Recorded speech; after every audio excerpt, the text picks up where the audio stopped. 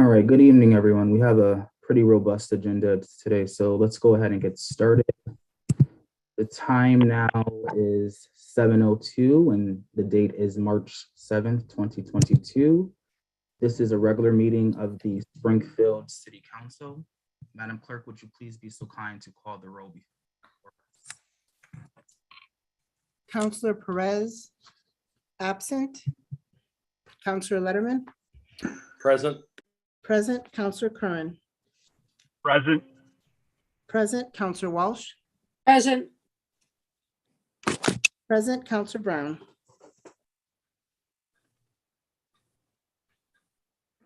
absent. Councilor Davila, Present.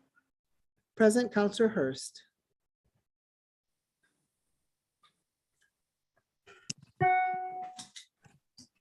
absent. Councilor Edwards, Present.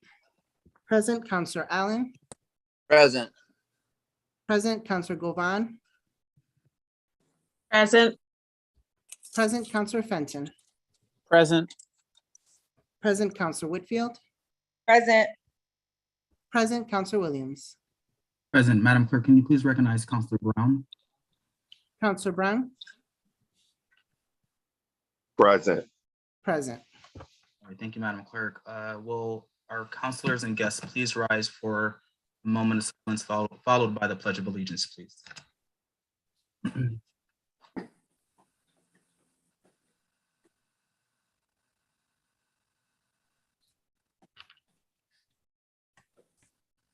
I pledge of allegiance to the flag Flag of the United States of America America. and to the republic For for which it which stands, stands one nation, under God, indivisible, with liberty and liberty justice for all. for all. Okay, thank you, everyone. We'll go ahead and get started. Councilors, are there any reports of committee this evening? Councilor Walsh, we'll go ahead and get started with you. Thank you, Mr. President. The Health and Human Services Committee met on Friday, February 18th, to discuss mental health crisis. At this meeting, Steve Wynn from Behavior Health Network was our guest. Present were myself, Councilor Govan, and Councilor Hurst, members of the committee, and he gave a report on his organization, including a slideshow, and shared with us some of the facts from his annual report for 2021, which were that the scope and diversity of services they offer. BHN is a $133 million organization serving over 35,000 participants, employing a diverse workforce in the region with over 2,000 employees. Half of our employee base identifying themselves as people of color. And he also spoke about the mental health committee that's being formed, asked to be part of it. And I believe he is working with Councilor Govan to address some of the mental health issues in our community, including response when people have a mental health issue. And that was just the beginning of many meetings to see if the City Council and Behavioral Health Networks and all their services and opportunities, if we can work together on addressing some of these issues. Thank you, Mr. President.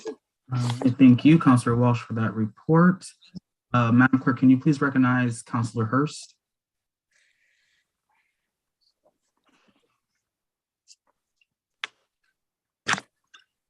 Present. Thank you. Madam Clerk, did you get that? Yes, I couldn't unmute fast enough. Present. Thank you, Councilor. Thank you. All right, are there any other reports? Councilor Edwards. Yes, thank you, Mr. President. I have two reports, both for economic development. The Economic Development Committee met on February 14th of 2022. The attendees were myself, Councilor Perez, Councilor Letterman, Councilor Whitfield, Govan, Councilor Victor Davila, and we were also in attendance was Lisa D'Souza, Amanda Pham from the Springfield Redevelopment Authority, and Tina Quagliano Sullivan, representing the city's housing department, I believe, as well. And it was the subject of the meeting was the transfer of 5 properties across the north end and in south end of Springfield, transfer from the Springfield Redevelopment Authority to the City of Springfield. These are all vacant lots for the purpose of money being attached for the building of single family affordable built housing on these properties across the city. There are I believe there will be a presentation a little later that will give you the details and the exact location of these properties. The second item that I wish to share with you today was a meeting that occurred regarding the housing trust, which is also on the agenda for tonight. That meeting occurred on March 1st. And it was in attendance was myself, Councilor Letterman, Councilors Govan, Councilor Perez, I believe Councilor Whitfield, and then I believe maybe an Attorney Hurst was also available there. We were also, Attorney Steve Roach representing the city was there as well. And later on the agenda, my colleague, Councilor Letterman, will give you the details of the housing trust that we are trying to create to help benefit moderate and low income homeowners maintain the quality of their properties. And I believe that should suffice for me at this point. All right, thank you, Councilor Edwards, for your report. Councilor Fenton. Thank you, Mr. President. I have 2 reports of committee for the General Government Committee. We met on February 15th. In attendance were Councilors Edwards, Whitfield, Hurst, and Letterman. We discussed 3 items. The first, the appointment of Dr. Cheryl Stanley to the Springfield Redevelopment Authority, which was supported unanimously and is on our agenda tonight. Number 2, the proposed Forest Park Trolley Historic District, which was also approved, and we sorted out the issues that were addressed at the last meeting concerning the property description. And number 3, a proposal for a quitclaim deed under the abutter lot program for a resident abutting a property known as the east side of Stebbins Street. We decided to keep that matter in committee. There were some issues concerning notice. The second committee report, the General Government Committee met on February 22nd. Councilors in attendance were myself, Councilors Hurst, Perez, Govan, and Edwards. I was joined by the city clerk and Phil Dromey, and we provided a informational training session for councilors regarding Chapter 40, the charter, the rules and ordinances of the city council, as well as the Massachusetts Zoning Act, Chapter 40A. That's all. Thank you, Councilor Fenton. And just want to commend you on, and you and the Commissioner Ayola on the job. Well done. Giving that tutorial for both our new councilors. Quite sure they appreciate that as well. So thank you. Councilor Whitfield, I'll pass it to you. Thank you, Mr. President. I am going to report on 2 finance subcommittee meetings. The first one took place on March 16, 2022. It was to go over HUD funding. I know Councilor Allen and Hurst attended. I can't remember who else, but I thank all who attended. We did talk about HUD funding that comes through the city of Springfield and some of the programs that are funded through the HUD funds, and that information was sent over to the council, but I will just announce a couple of the funds that come through the Office of Economic Development, Planning and Economic Development, and overseen by the Housing Department. So some of them are the First Time Home Buyers Program, the Home Investment Partnership Program, the Disaster Recovery Program, Emergency Solutions Grants, and the Housing Opportunity for Persons with AIDS grant, and Continuum of Care grant. And then we also had a high-level overview of Community Development Block Grant, which I will be hosting a different finance subcommittee meeting to do a deeper dive into those funding sources. There's other programs like technical business, small business technical assistance programs, and other programs through the housing department that I don't know how much the community is aware of. And so we did talk about outreaching to different media outlets to make sure all communities get the information equitably. So that was the Finance Committee on 3/16, and there was a Finance Committee today at 5:30. A lot of counselors in attendance today. We went over the revenue and expenditure report. The revenue that we have brought in is about 62% of the budget, 482 million. And the expenditures that has been spent, that's been budgeted, is about 62%, and that's around 475 million. Both are a little bit higher than last year this time. But the major concern that we will discuss later is $6.5 million that's going to go toward a public-private partnership with investors to redevelop the Elm Street property. It's 6.5 million of free cash dollars out of the 20 million we have left. And so we'll discuss that probably. I'm going to ask that go to subcommittee at the appropriate time so we can discuss it further. We also did talk about the Shannon Grant. That's about $1.2 million. The selection committee, and there was 13 applications that came through the new application process that have been administered this year. And all 13 of the applicants were awarded at some level or another. So that is the Finance Subcommittee meeting. All right, thank you, Councilor Whitfield, for your report. Councilor Allen, followed by Councilor Letterman. Thanks, Mr. President. I wanted to report on the Elder Affairs Committee. In the middle of all this surge of committee meetings lately, it was hard to find the time to have a committee meeting. I wanted to be able to report tonight. So we had a committee meeting last week, and the only people who attended were Elder Affairs people and myself. So I'll fill you in on, I thought it was urgent to get a meeting on the books and to highlight that they are reopening. They had like a soft opening last week, but effective today, the senior centers are fully reopened. All three, and the Jordan Center and the other three, Greenleaf, the North End, and Hungry Hill. There are some issues with reopening. Equipment that doesn't work, exercise equipment, 6 open positions, and a couple other things like that. Sandy was there and she reported on things, and also 2 of her staff members, I asked them to come, to Shima and Alicia, and they reported on the areas in which they work. I would just say, I'll close out my report with Shima's quote that it's wonderful to be open. And I'm hoping we can figure out a way for city councilors in person to support their work as they get back going again, since they serve the public directly. One of the issues is getting hot meal program going again, et cetera. But I won't go into any more detail. It just was great to see them. And if you get a chance to encourage any of the Elder Affairs staff, they're back at it and offer great service to our elders. Thank you. All right, thank you, Councilor Allen. Councilor Letterman, I'll pass it to you.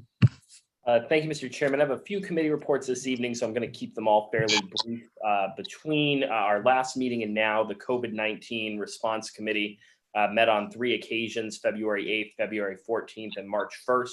We were joined at all of those committee meetings by the Commissioner of Health and Human Services, Commissioner Colton Harris, as well as various members of the committee. However, I do want to thank Councilor Edwards, Councilor Hurst, Councilor Whitfield, and Councilor Allen and Councilor Govan, who have been consistently at almost all of the COVID-19 response committee meetings.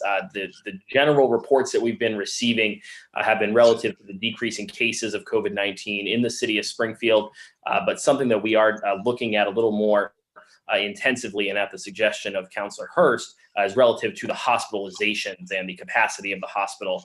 As we see cases drop, one of the concerns that's been has risen is relative to the at-home test kits, which are not necessarily reported to the city of Springfield. And so looking at the hospitalizations gives us a chance to have another data point. However, it does appear that those seem to be decreasing, at least relative to the CDC assignment to the greater Hampden County area, of which Springfield drives the majority of that data. So we'll continue to take up those conversations in the COVID-19 response committee. And I do want to specifically recognize all the organizations that have been doing outreach around the vaccinations.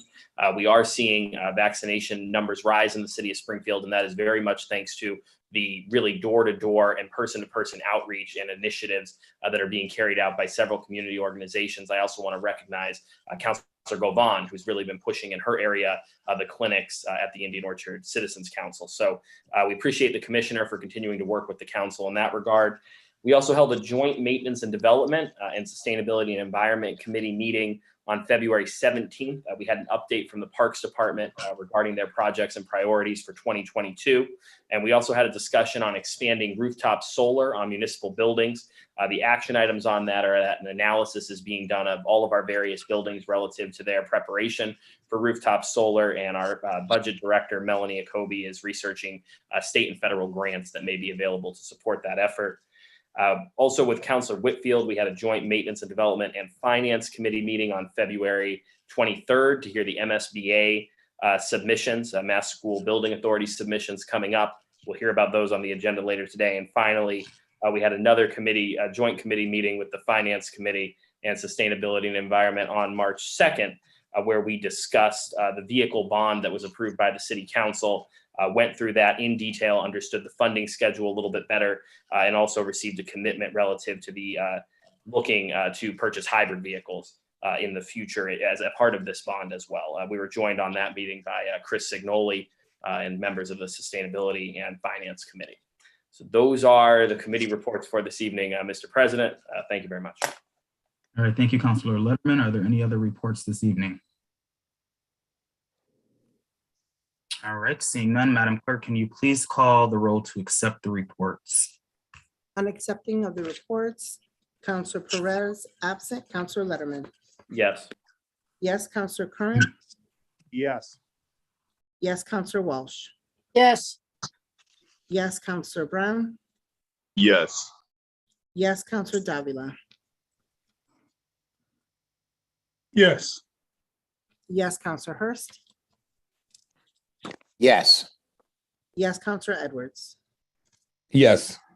Yes, Councilor Allen. Yes. Yes, Councilor Govan. Yes. Yes, Councilor Fenton. Yes. Yes, Councilor Whitfield. Yes. Yes, Councilor Williams. Yes, the reports have been accepted, and thank you, councilors, for your thorough reporting back to the full body. Madam Clerk, can you please call the first item before us this evening? The first item is the January revenue versus expenditure report. Does anyone to speak to this? Can you please state your name and address for the record? Thank you, Mr. President. Patrick Burns, 90 Clement Street, Springfield. Tonight you have the January revenue versus expenditure report, which represents the first 7 months of the fiscal year.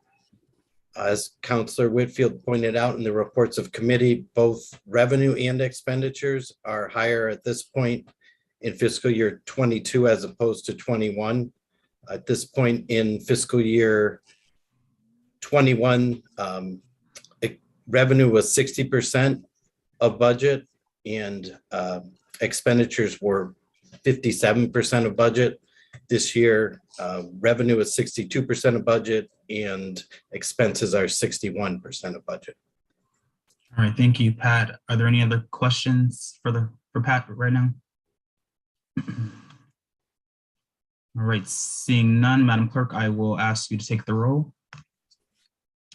Councilor Perez, absent. Councilor Letterman. Yes. Yes, Councilor Curran. Yes. Yes, Councilor Walsh. yes, Yes, Councilor Brown.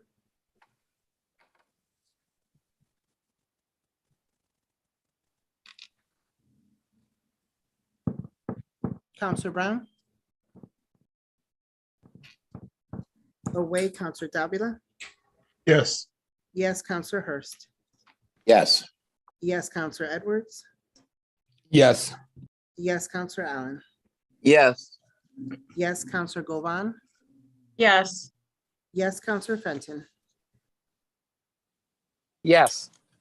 Yes, Counselor Whitfield. Yes. Yes, Counselor Williams. Yes, the report has been accepted. Madam Clerk, the next item. Excuse please. me, Mr. President, may I be recognized? Oh, I yes, couldn't- that was Counselor my Brown. fault. Counselor Brown. Yes. Yes. Thank you, Counselor Brown. Madam Clerk, the next item, please. The next item is from the City Council regarding the SRA appointment of Cheryl Stanley. If there's anyone present to speak to this appointment, can you please state your name and address for the record?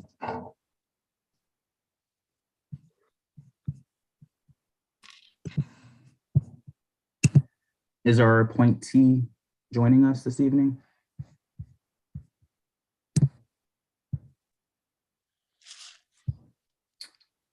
Counselor Fenton? Thank you, Mr. President. I'm not sure if Dr. Stanley is here tonight, but would be happy to speak on behalf of the applicant. She demonstrated in our committee meeting that she has the credentials and the requisite experience to be a member of the Springfield Redevelopment Authority. She's had a very successful career at Westfield State and is a Springfield resident that would contribute greatly to the SRA. So I don't know if she's here tonight, but she was very impressive in the committee meeting and I intend to support her. Thank you, Counselor Fenton. Are there any other questions from counselors at this time?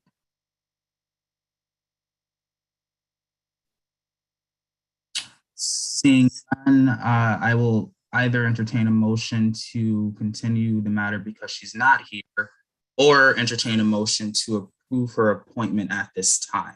Motion to approve. Second. Motion has been made by Counselor Hurst and seconded by, I'm sorry, who was that? Edwards. Counselor Edwards. Thank you, Counselor Whitfield. Madam Clerk, can you please call the roll to appoint Dr. Stanley? On the SRA appointment, Counselor Perez, absent. Counselor Letterman. Yes. Yes, Counselor Curran. Yes. Yes, Counselor Walsh. Yes. Yes, Counselor Brown. Yes. Yes, Counselor Davila. Yes. Yes, Counselor Hurst. Yes. Yes, Counselor Edwards. Yes. Yes, Counselor Allen. Yes. Yes, Counselor Govan. Yes. Yes, Counselor Fenton. Yes. Yes, Counselor Whitfield. Yes. Yes, Counselor Williams. Yes, the appointment is confirmed. Thank you, counselors. Madam Clerk, the next item. The next item is the Law Department expense report for the month of January. Please state your name and address for the record. Thank you, Mr. President. Patrick Burns, City Comptroller, 90 Clement Street, Springfield. Tonight you have the January Law Department $5 million appropriation report. This was an appropriation that was approved by the council in November. And Deputy Solicitor D'Souza is joining us tonight to answer any questions on the report. Thank you, Pat. Are there any questions from the council body at this time?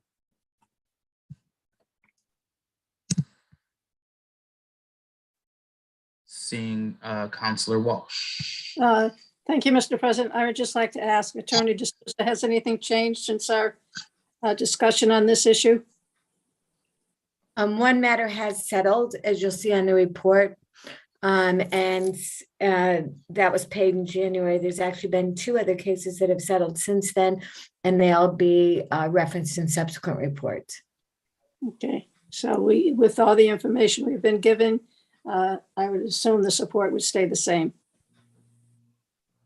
I'm sorry, Councilor Welch, there's background noise where I am. I didn't hear what you said. I said, given the information we received before and the settlement of the cases, I plan on supporting the issue. Thank you. Thank you, Counselor Walsh. Are there any other questions at this time?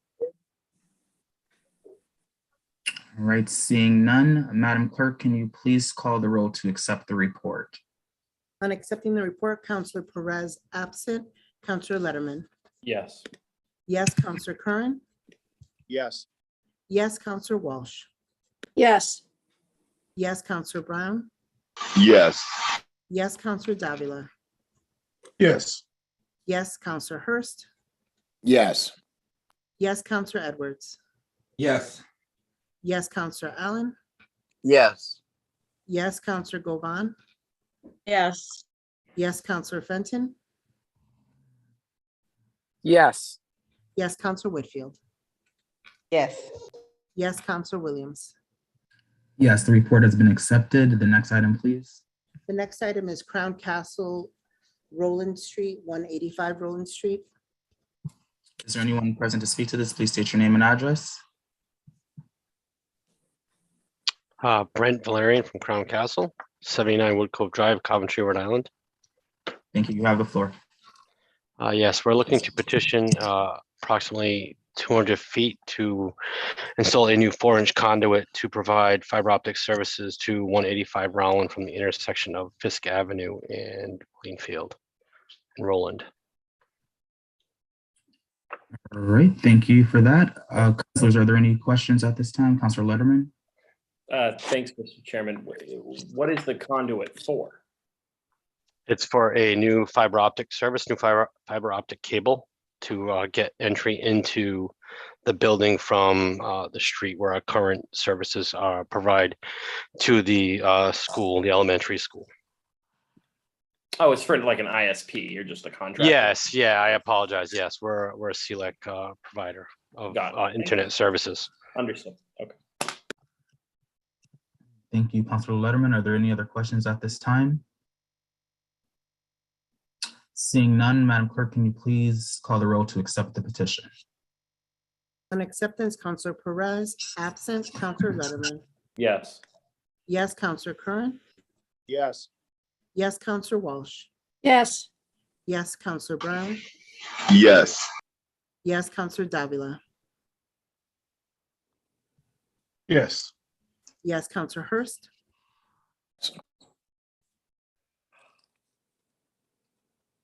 I believe that was a yes. Okay, yes, Counselor Edwards. Yes. Sorry. Council Edwards, yes. Thank you, Counselor Allen. Yes. Yes, Counselor Govan. Yes. Yes, Counselor Fenton. Yes. Yes, Counselor Whitfield. Yes. Yes, Counselor Williams.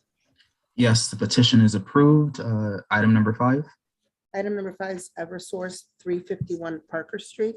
If there's anyone, please state your name and address for the record.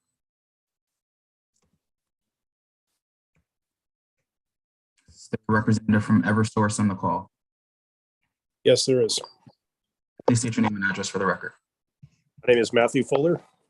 Office address is 300 Cadwell Drive, Springfield. You have the floor. Thank you. Good evening. The petition you have before you tonight is for a singular new pole set at 351 Parker Street for the purpose of providing a connection point to a new solar service at that location.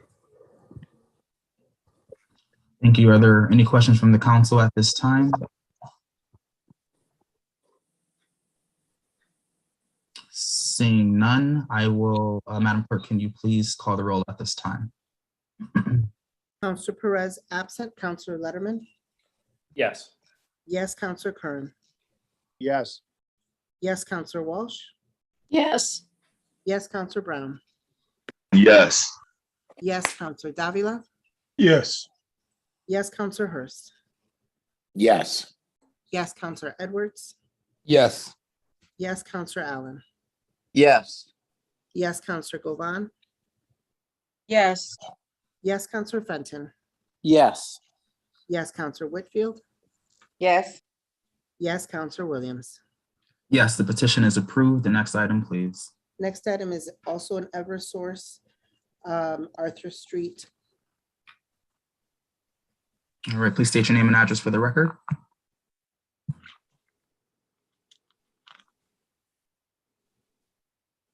Hello, this is Matthew Nichols, 2025 Roosevelt Ave, Springfield. The project is to replace approximately 700 feet of bare steel medium pressure with plastic medium pressure on Arthur Street. Thank you. Are there any questions from the council at this time? Seeing Councilor Fenton. Thank you. Sir, can you explain what type of excavation will be required to provide this service on Arthur Street? Yeah, it should be a 2-foot wide excavation, a 2-foot wide trench.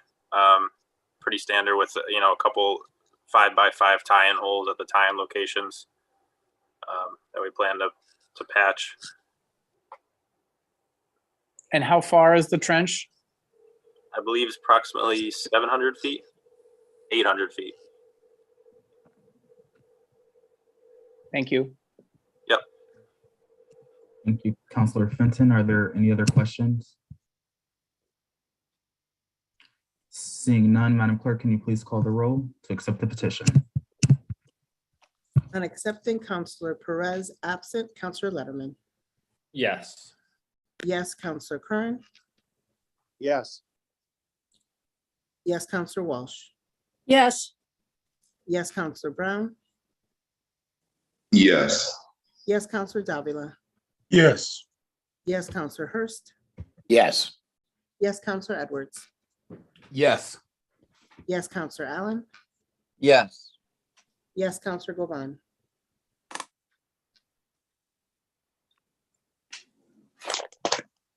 Yes. Yes, Counselor Fenton. Yes. Yes, Counselor Whitfield. Yes. Yes, Counselor Williams. Yes, the petition is approved. Item number 7, Madam Clerk, please. Item number 7 is fiscal year 22 Shannon CSI grant. An in-kind match is required in the amount of $1,201,514.08. Is there anyone here to speak to this grant? If so, please state your name and address for the record. Yes, Council. This is Melanie Akobe, 417 Plumtree Road. So as discussed, this is the Shannon Community Safety Initiative Grant, also known as Shannon CSI. The award amount is $1.2 million. We do have to provide a match, but it's an in-kind service match, which both the city and its partners provide, and it's about $421,000. And so this year, we actually had 13 partner applicants that applied through our competitive RFP process that we made available. So we actually put that out in September of last year. We received responses a month after and did the selection for all of our partners in December. And so we have committed to partnering with 13 local partners. That is in addition of 3 new partners over last year. And the service period for this grant begins in, I believe, February, and it ends this calendar year in December. Right. Thank you, Melanie, for that. Councilor Whitfield, I'll pass it to you. Thank you, Mr. President. I wanted to say that I'm pleased that the administration, based on my recommendation, started the RFP process to open this up to the city and to make it a more equitable process for different organizations to be able to participate and get awarded some of the Shannon grants. One thing that I would like to add for the future is that the police department look to do more with the 300 and some odd thousand that they receive other than for suppression. I would like to see written into the document that they use some of the money to go toward outreach. While I know that they do use some of the overtime budget to support C3 events, including Mason Square C3 that I co-chair, I would like to see it actually written into the budget document that they will be doing more outreach and community engagement in the future. So thank you. I think it was a great process and I will support it. Thank you, Councilor. Thank you, Councilor Whitfield. Councilor Letterman. Thank you, Mr. President. Melanie, can you just go over the 13 organizations for us? Absolutely. So we're going over, let me just pull up the list right here. We'll be providing the funding to the same 10 partners that we've had before, and then 3 additional ones. So I'll just give you the list of all of them. We have the YWCA, Greater New Life Christian Center, Salvation Army, the Springfield Boys and Girls Club, the YMCA, the Boys and Girls Club at Carew Street, Martin Luther King Community and Family Services, New North Citizens Council, the South End Community Center, Mission One, and these last 3 are the new ones, Give Music Inc., Springfield Youth Athletics, and Shoot Hoop C3. Is that the Acorn Street Boys and Girls Club, Melanie? Yes, correct. Okay. Thank you so much. Mr. President, I'm going to abstain on this vote as I serve on the board of directors of the Acorn Street Boys and Girls Club. Madam Clerk, can you please mark that for the record? Thank you, Counselor Letterman. Counselor Walsh. I just wanted to know who the awardees were, so I think my question has been answered, but is it possible to get a written list? So we'll have that for future reference. Yeah, definitely. We can provide you with the awardees and a little bit of description of what the programs are. Thank you. Thank you, Counselor Walsh. Counselor Brown. Thank you, Mr. President. I want to thank you for all the work that you guys do. I was just curious as far as how many applicants in total actually applied. So we had more requests to review the applications, but the actual requests or submissions of the applications were the 13 that were awarded.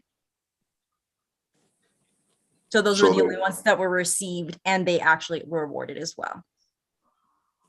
Okay, because that just sounds really odd to me, because there's a lot of organizations out there that I know would have benefited. Yeah, from the funding. And for some reason there's a disconnect to get these actual individuals this information. We have an actual mental health institution right there in the Mason Square, like a Black mental health, and David Lewis, I believe, runs it. No one ever acknowledges that. So there's organizations out there that I think people, if we can find a way to bridge the gap to get some of these organizations more of the information, because they're not getting it. Sure. I can promise you. We could definitely review outreach options for the next RFP for the following year award. Definitely. Thank you. Thank you, Mr. President. Thank you, Counselor Brown. Counselor Whitfield, followed by Counselor Hurst. Thank you, Mr. President. One clarifying question, Melanie. You said the Shoot Hoops C3. Who's the fiscal conduit of that? Let me pull that up. I want to say that they partnered with the Y as their partner applicant, but I don't have it in front of me right now, and I can certainly email that to you. Yes, that would be helpful, because I want to know how the C3 went about getting that funding, because I think all C3s could benefit from funding like that in all of the community. So that would be very helpful. And then I just wanted to say, for the process, it's a newer process. Usually it was an invitation only process, and the RFP did open up, and I did share it widely with the community. And I know that sometimes when RFP processes are new, they may be a little bit difficult. So hopefully in the future, you will get more applicants for this particular one. Thank you. Thank you. Counselor Whitfield, Counselor Hurst. Thank you, Mr. President. I just want to start off by thanking Counselor Whitfield for all of her work on this issue as it relates to the Shannon Grant. She certainly has had an extra set of eyes on behalf of the council as to where this money is going, and continues to hold the organizations as well as the administration accountable. So I certainly appreciate you for that. Quick question, Melanie. You said that there were 3 additional awardees, and you said that as a result of those 3 additional awardees, there wasn't any increase in funding. So that means that some organizations did not receive as much money as they received last year. Was it even across the board, or were there certain organizations that took more of a hit than others? Well, we actually received a slight increase over last year's award, so we were able to level fund the award amounts for the partners that we've continued funding for.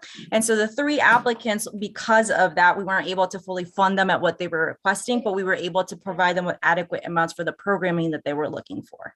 Excellent. Thank you. Appreciate you all's work as well. Thank you. Thank you, Counselor Hurst. Counselor Govan. Thank you, Mr. President. So my question, the same as it was before, I think, is about the reporting and the outcomes. And I'd like to see, I know that Councilor Field will have and has had in the past a meeting where the agencies came together and reported on this. but I really would love to see some evidence of, the money being spent and it being working, doing what it's supposed to be doing. Thank you. That's what I want. Absolutely. Thank you all for this effort. Thank you, Councilor Govan. Are there any other questions from the council at this time? Seeing none, I will entertain a motion then to approve the grant. Make a motion to approve the grant. Second, Second. Motion made by Councilor Whitfield and properly seconded by Councilor Walsh. Madam Clerk, can you please call the roll to accept the grant? On accepting the grant, Counselor Perez, absent. Counselor Letterman, abstain. Counselor Curran, Yes. yes. Counselor Walsh, yes. yes. Counselor Brown, Yes. yes. Counselor Davila, Yes. yes. Counselor Hurst, Yes. yes. Counselor Edwards, Yes. yes. Counselor Allen, Yes. yes. Counselor Govan, Yes. yes. Counselor Fenton, Yes.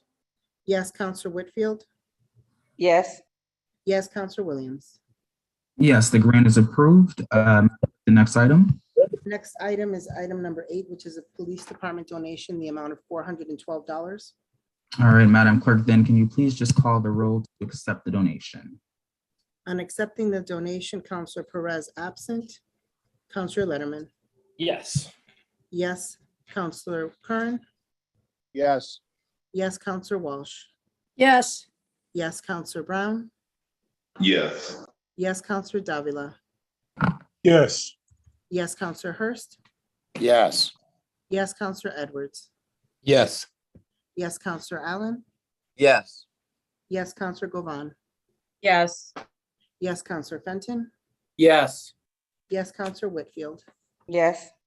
yes. Counselor Williams. Yes, the donation has been accepted. Madam Clerk, the next item, please. The next item is an order approving a contract over 3 years for a 5-year copier lease. All right, if there's anyone present to speak to this, please state your name and address for the record. It's Bob Maggi, Deputy CIO, Munson, Massachusetts.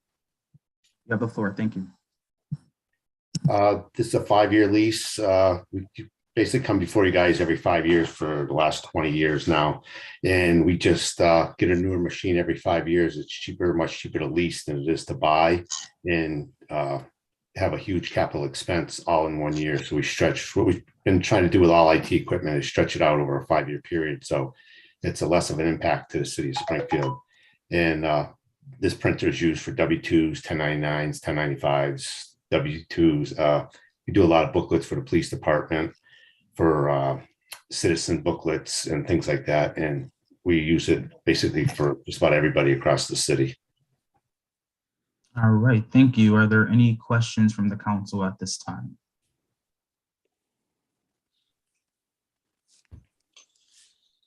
Councilor Walsh. I just want to say, Mr. President, that this department, they always research this contract, and I know they spend a lot of time making sure they get the best deal for the city. So I want to congratulate them for their hard work. And you've been doing this a long time, haven't you? 39 and a half years for 60 more days and I'll be retired. Well, hopefully 39 years, you got it right. I hope so. Thank you, Councilor Walsh. Councilor Govan. Thank you so much. So I'm just wondering if it might be possible for neighborhood councils to have access to some of the printing that can be done, because sometimes neighborhood councils have some high expenses, and our neighborhood council has a very small printer that we can't really do that, and we have to go out and pay Staples and things like that. Is that something that we can have access to? I'm sure we could, as long as it's a city department that uses city funds and city paper, and I'm sure that would be fine. We Okay, can certainly cool. we can certainly do some research on it with the law department and finance. Okay, thank you. Other than that, Thank you, Councilor Govan, and thank you, Andy. Andy, just please state your name and address for the record. Andy Doty, CIO, City of Springfield, 74 Pinecrest Drive. I appreciate that. Thanks, Andy. Are there any other questions at this time? Right, seeing none, I will entertain a motion to approve the order. So moved. Second, and congratulations, Bob, on your retirement. Thank you very much. Motion made by Counselor Walsh and properly seconded by Counselor Whitfield. Madam Clerk, can you please call the roll on approving the order? On approving the order, Counselor Perez absent, Counselor Letterman. Yes. Yes, Counselor Curran. Yes. Yes, Counselor Walsh. Yes. Yes, Counselor Brown. Yes. Yes, Counselor Davila. Yes. Yes, Counselor Hurst. Yes. Yes, Counselor Edwards.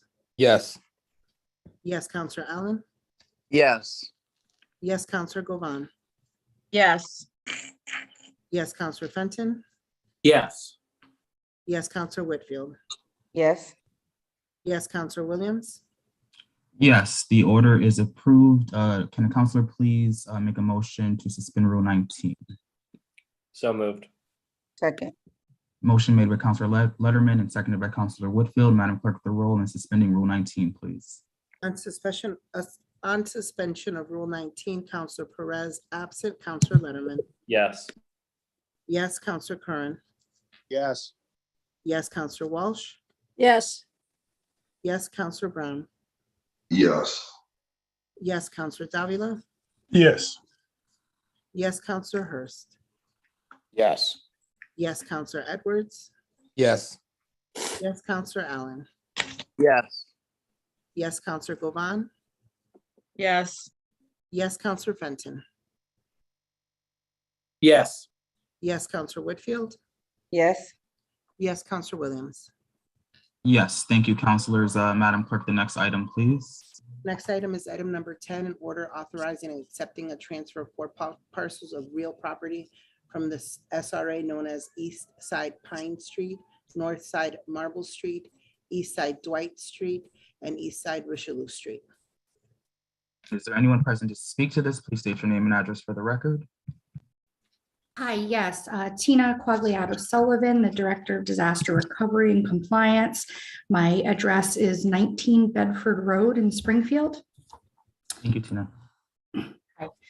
So we would be seeking the transfer of 4 parcels. One of those parcels is actually 2 that have been, an A&R plan has been recorded to combine them into 1. The purpose here would be to build new single-family affordable home ownership opportunities for income qualified buyers.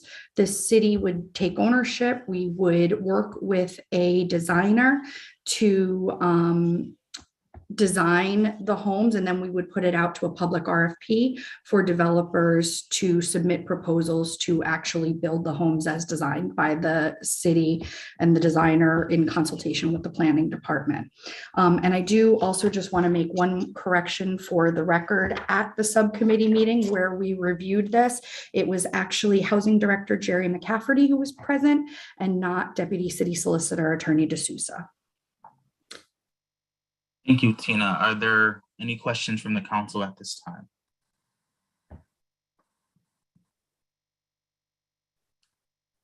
Councilor Curran. Yes, thank you, President Williams. To Tina, are these houses, if you could just expand upon the meeting, I was not at that meeting. Sure. But are they, the RFP, is it to build houses to sell, or is it, okay, can you explain that a little bit more? Yeah, so it would be to develop houses with federal grant funds. They are single family houses. They would then be sold to income eligible home buyers at an affordable price that doesn't exceed the HUD 30% of income guidelines. And it would be very similar to the houses that the city just built in the North End in collaboration with the North End Housing Initiative, and also comparable to the houses that were built along Central Street. So sort of similar projects. And we would work with the developer to utilize that same public lottery process to select the home buyer. So it would be open to the public, and it would be a public process for selecting the home buyers. Does that answer your questions? It does. Just from further clarification. So the houses don't exist now, they're just lots. So basically the developers or the contractors would come in with their own housing design and the city would approve a design, and then we put that out to the public market, I guess? So actually, this time around, we're trying a different process to make it actually overall more efficient and to be more in line with what we think HUD would like to see. So we would be working with a designer, and in consultation with the planning department, the designer would provide the city the design for the houses, and then the city would put it out publicly, put the designs out publicly to developers for them to put in proposals to build the houses. So that will actually allow us to better compare pricing, because they're all building the same thing. We're comparing apples to apples. Thank you. Yep. Thank you, Councilor Curran. Councilor Whitfield. Thank you, Mr. President. Tina, is this a quick claim deed process? Yes, so it would be, we would ultimately execute a quitclaim deed with the developers that are selected. Okay. So how were these particular parcels selected? They were selected basically based on their proximity to other projects that the city has done, and the fact that they're buildable and would be attractive for development and for purchasers. Okay, so there's a list of vacant properties in the city of Springfield, right? This actually came from a list of vacant land that the SRA owns. So they're not vacant properties, they're vacant land. Well, vacant land, yeah, because I've been trying to get vacant land, vacant properties, abandoned properties, blighted properties. I've been trying to get this list from the administration of the city, because there are developers that want to help develop the city of Springfield, yet they don't have access to the information that the city has. And it's been quite the struggle. It's been quite a few weeks now, and I've reached out to every single department. So to know that there is a list that's available is definitely beneficial. But would you guys be open to developing in areas that are not in proximity of prior developments? So I think it would depend. We'd have to look at it for eligibility of funding. We're trying to focus on areas where we've done development to sort of get bigger bang for our buck, when we're sort of talking about like a whole neighborhood turnaround, and that's sort of how these were selected. But I think we're certainly open to discussions around that based on funding availability. I will say a large chunk of the funding here is disaster recovery funding. So we were fairly limited to within the area of impact of the tornado. Gotcha. Thank you, Tina. And I do appreciate the design team that you're implementing the design, and so it makes it a little bit easier for the contractor to know what they will be building. So I do like that aspect of it. But I'm going to be looking for this list, and I wanted to say it publicly because I've been asking for it for quite a while now. And it's not for you, Tina, it's more for the finance team and every other department that I've requested: assessors, housing, economic development, building department. I've requested this information from all departments, and I would like to get a copy of these lists sooner than later. But Tina, thank you for your hard work and for always being there to explain these processes for us. Sure, thank you. Thank you, Councilor Whitfield. Councilor Curran, followed by Councilor Brown. Tina, just a quick follow-up. Sure. On these houses that are going to be built for the home buyers, are the home buyers who build them, who buy them and who will invest in them and live there, are they constrained when they sell the house to sell it under a low income formula, or are they able to sell the house at market rate? And is there anything we can do to maintain that they could sell it at market rate? Because I think these homeowners who are buying these houses might be they're losing out if their house can appreciate and they can't realize that full appreciation. Sure. So I can explain this in a little more detail. So the developer is constrained around the sale price that they can sell to the initial home buyer. And that is intentional. One, it's a HUD thing. It has to be affordable at a ratio of at least less than 30% of their income. And if we're talking about buyers that are at or below 80% of area median income, that puts constraints on the sale price. Additionally, because the housing market is currently, so volatile and the prices are so high, our intention here is to cap the sale price again at a rate that would be affordable and sustainable for buyers at this income level. That being said, the initial home buyer agrees to be the owner occupant of the house for, it would be approximately 15 years based on the amount of funding that would likely be invested here. But once the home buyer satisfies that, then they could resell the property at market rate. So that doesn't stay in forever. It's just until they satisfy that deed restriction, because they did get that lower capped rate and there was federal subsidy required in order to do that. Thank you. Sure. Thank you, Councilor Curran. Councilor Brown. Thank you, Mr. President.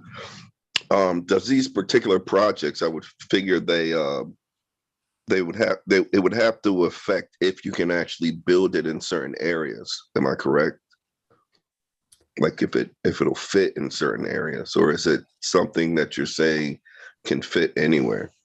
No, so we do look at the lot size to ensure that they are buildable and that they would be attractive for single family development.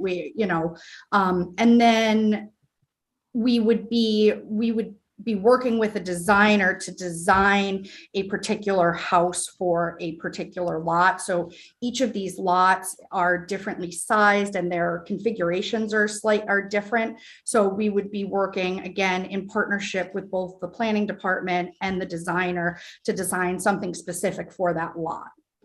Okay. And as far as the disaster relief and all that, we were hit pretty hard in Ward 4. So I would just pretty much try to lobby to make sure we're not forgotten. But we were hit also. Sure, So, understood. And I should say, one of the, I think there was an error. One of the houses is located in Six Corners as well. So there's one of the lots, I should say. There are two lots in the south end, one in Six Corners, and then there's one up in the north end, which will not be paid for with disaster recovery funding. That will be paid for with home funding. Okay, thank you. Thank you for all the work you do. Thank you, Mr. President. All right, thank you, Councilor Brown. Councilor Whitfield. Sorry, Mr. President, this will be my final hand raise. I just wanted to know, so the Springfield Redevelopment Authority is a corporate and political body of the city of Springfield, right? And so they obtain these properties, how, Tina? I don't know if this is a question for you, if there's someone from the Springfield Redevelopment Authority on, or from Economic Development, but how do they normally obtain these properties? So I think each property, I think it's land. different for, I think for each property it's different. And I do think their ownership on most of these properties goes back pretty far. And some of them may have previously been acquired from the city and are being transferred back. So but I probably couldn't speak specifically to each one where it was acquired from and how that worked. What I can say is the city is acquiring from the SRA for $5 total for all of the lots, which obviously is significantly under market rate. The city is acquiring the lots for $5? For $5 from the SRA. For $5. Okay, so I think that some of the ways that the SRA obtains some of these properties is through eminent domain. They probably purchase some, probably for like a really small amount like that, and then just transfer them back. But I'm gonna have to do more research, and actually I would like to obtain a list from the SRA on vacant lots and properties that they own too. So thank you, Tina, for the information. Sure, thank you. Thank you, Councilor Whitfield. Are there any other questions at this time? Seeing none, I will entertain a motion to approve the order.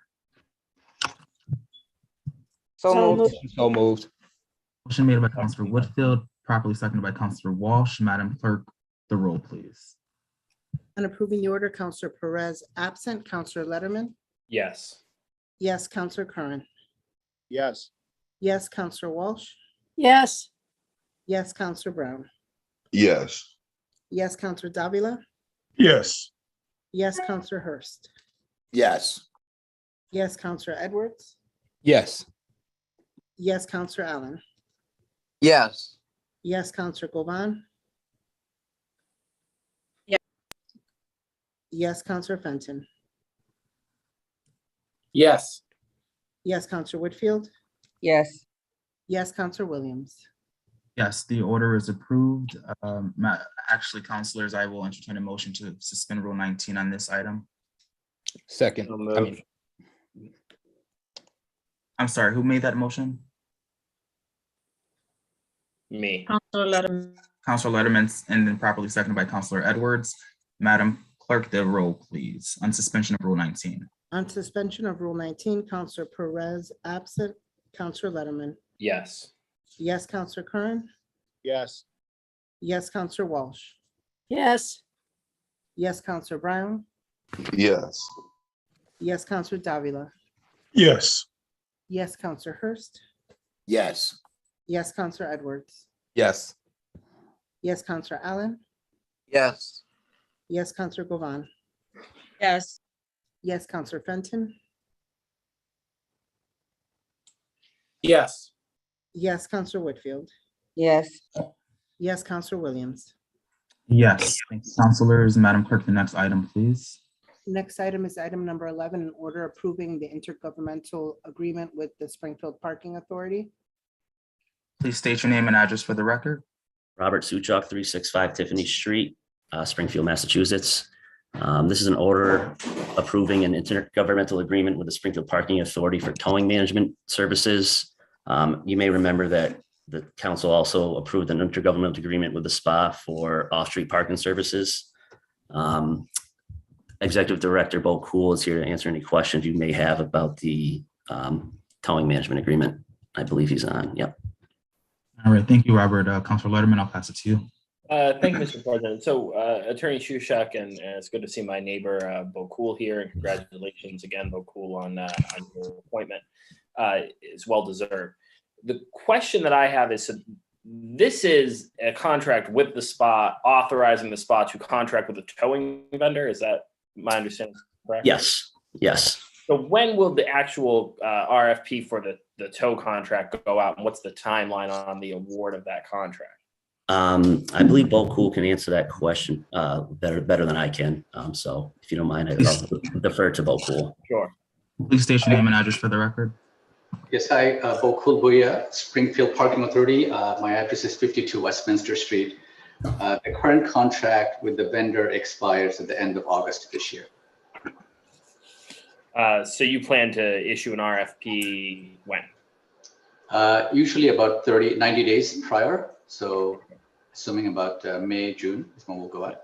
And the reason I ask is our former colleague, Councilor Ramos, who's now in the legislature, he had raised what I thought were some really valuable points when we were taking up the previous intergovernmental agreement about some pieces that he and I think others were very supportive of seeing in that contract RFP to really increase sort of community relations and understanding when individuals do face towing issues. So I think it's okay to go forward with this tonight, but would it be appropriate and possible to have a meeting with the SPA relative to some of those issues and things we'd like to see in terms of requirements for the towing contractor? Of course, I welcome any and all feedback. I'll reach out to you and see if we can set up a meeting and discuss the issues or concerns. Excellent. Yeah, my pleasure. All right, thank you so much. Thank you, Councilor Letterman. Are there any other questions at this time? Seeing none, I will entertain a motion to approve the order. So moved. Motion made by Councilor Whitfield, and seconded by Counselor Walsh. Madam Clerk, the roll, please. Counselor Perez absent, Counselor Letterman. Yes. Yes, Counselor Curran. Yes. Yes, Counselor Walsh. yes, Yes, Counselor Brown. Yes. Yes, Counselor Davila. Yes. Yes, Counselor Hurst. Yes. Yes, Counselor Edwards. Yes. Yes, Counselor Allen. Yes. Yes, Counselor Govan. yes, Yes, Counselor Fenton. Yes. Yes, Counselor Whitfield. yes, Yes, Counselor Williams. Yes, thank you, Madam Clerk and counselors. Madam Clerk, the next item, please. The next item is an order approving the CPC recommendation to fund historic homes rehabilitation program. All right, I'm sorry, Madam Clerk, what I'm going to do, let's backtrack for a second. What I need to do is suspend Rule 19 for number 11 as well. So if I can please entertain a motion by a counselor to suspend Rule 19. So moved. Motion made by Counselor Davila, seconded by Counselor Letterman. Madam Clerk, the roll on suspending Rule 19 for item 11. On suspension of Rule 19, Counselor Perez absent, Counselor Letterman. Yes. Yes, Counselor Curran. Yes. Yes, Counselor Walsh. yes, Yes, Counselor Brown. Yes. Yes, Counselor Davila. Yes. Yes, Counselor Hurst. Yes. Yes, Counselor Edwards. Yes. Yes, Counselor Allen. Yes. Yes, Counselor Govan. yes, Yes, Counselor Fenton. Yes. Yes, Counselor Whitfield. yes, Yes, Counselor Williams. Yes, thank you, counselors. Now we will hear the order approving the CPC recommendation to fund the historic homes rehab program. Is there anyone present to speak to this? Please state your name and address for the record. Yes, councilors. This is Bob McCarroll, chairman of the Community Preservation Committee. I live at 96 Elliott Street, where I will have been by the end of this month, 45 years. So the committee is sending you a special recommendation tonight to continue funding of the Historic Homes Program. This was a program that the council approved back in 2020. It was requested by the Office of Planning and Economic Development to assist owner occupants in the McKnight Local Historic District with exterior painting and window repair. The program is underway by that office. Some houses were painted this past fall, others will be completed this spring. But the Office of Planning and Economic Development does not want to continue running a program like this in the future. And the Community Preservation Committee feels that it is an important enough program that we're proposing to take it over and run it ourselves, expanding it to all of the local historic districts, and expanding the work to also include porch repair work. And we are requesting approval of $234,640 to continue that program. All right, thank you, Mr. McCarroll. At this time, I'll accept questions. Councilor Letterman. Thank you very much, Mr. President. I want to start by saying how beneficial the pilot program in the McKnight neighborhood has been in the last year and a half. This was certainly something that was supported by the council, and I know that many individuals in the McKnight neighborhood have been able to benefit from it. So I think the pilot was very successful. The work that was done definitely went a great distance in improving the neighborhood and quality of life for both the residents in and around those homes. So expanding it to the local historic district is a no-brainer for local historic districts across the city. And I'm certainly going to support that tonight. I just wanted to ask Bob relative to the administration of the fund, and I'm thankful to the CPC for stepping up. And I'd kind of want to hear more in the future about why the Economic Development Department would not want to continue administering this, but I just want to know how you envision, Bob, the CPC administering it, since traditionally the CPC hasn't administered its own program so far, still a fairly new program. So just wanted to see what you thought about how that will go logistically. So we are, in the process of thinking that we will either, add hours to the part-time administrative consultant that we currently have to run it, or we will be looking to hire a part-time person to run it. We intend for this year, at least, to continue running the program as the planning department did, which is that there was an application deadline. Whatever applications came in were put into a lottery, and the names were chosen until the money ran out. And so that's our thought. We are thinking also, we have a preservation planner from the Pioneer Valley Planning Commission that we use to make sure that all of the work that CPA funds meets the Secretary of the Interior standards, and we will probably be looking for someone to be, in a sense, a part-time construction contractor to actually write the specs that the homeowners will then take out and get bids on. Okay.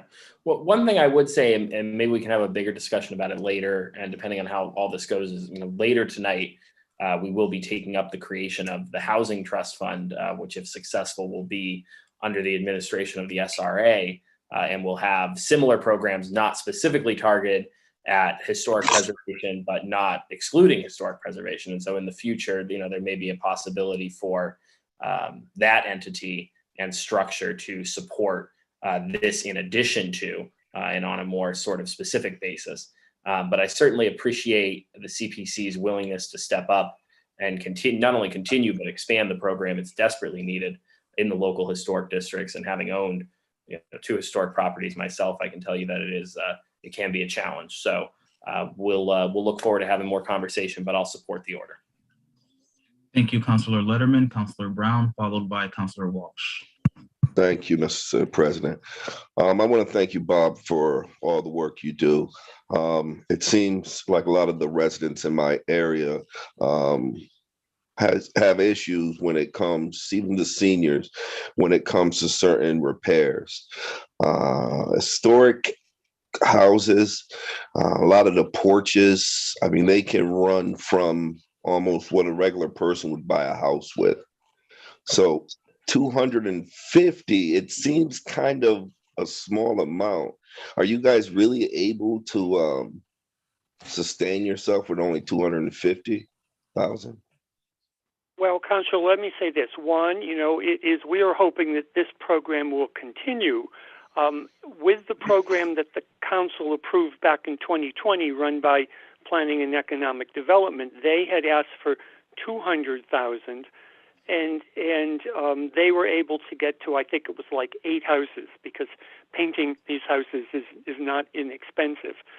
So my guess is, if this program, we hope, will chip away.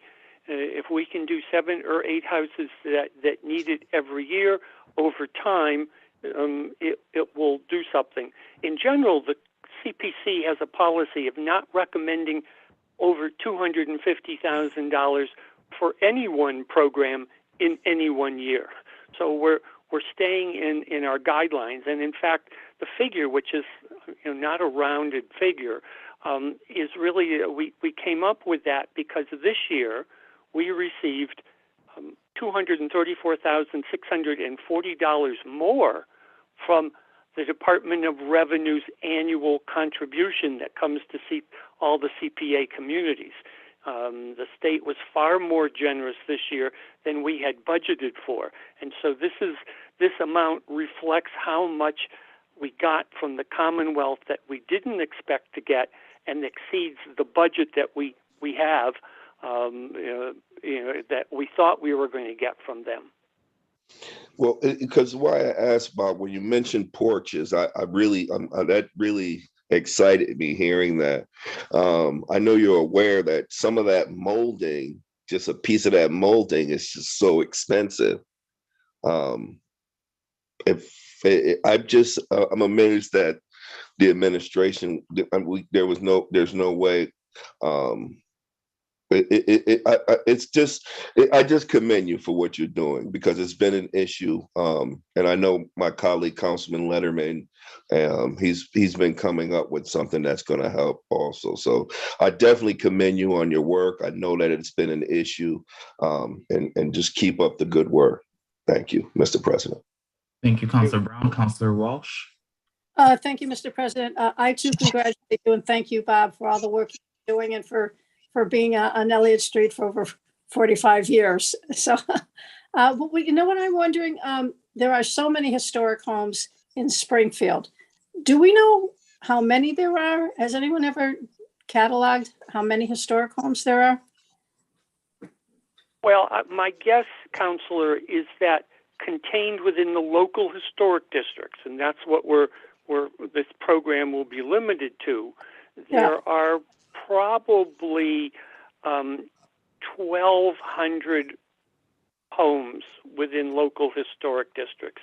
Now, keep in mind that this program is limited to owner-occupied homes, so that number will go down. But in terms of overall homes, we're upwards of 1,200 in the And how 7 many districts.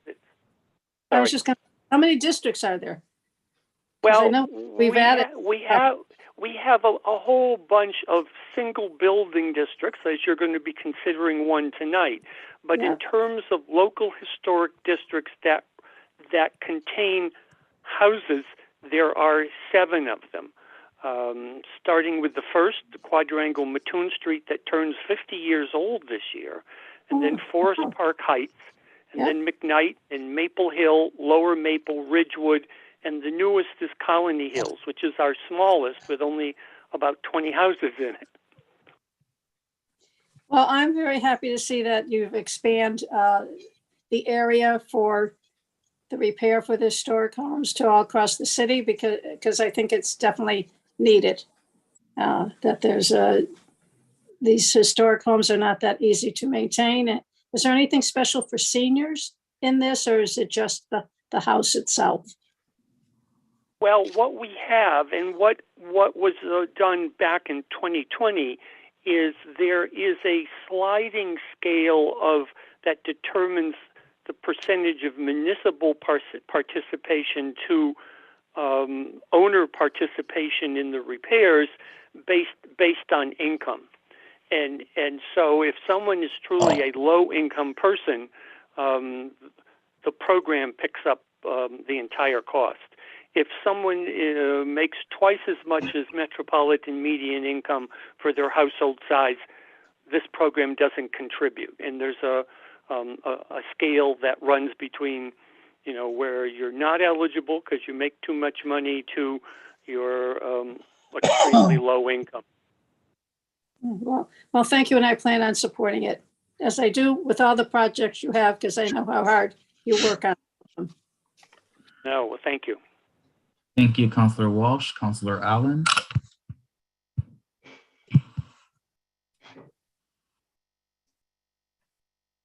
Oh, sorry. Thanks. I guess I was muted. My questions are about the administration of this, Bob. So let me just get straight on it. So it's 200 and some odd $1,000. And is that CPA money that's where that's coming from? It is indeed CPA money, correct. And that CPA money prior to this, in this year, would have been going, was it to the SRA or was it to planning and economic development?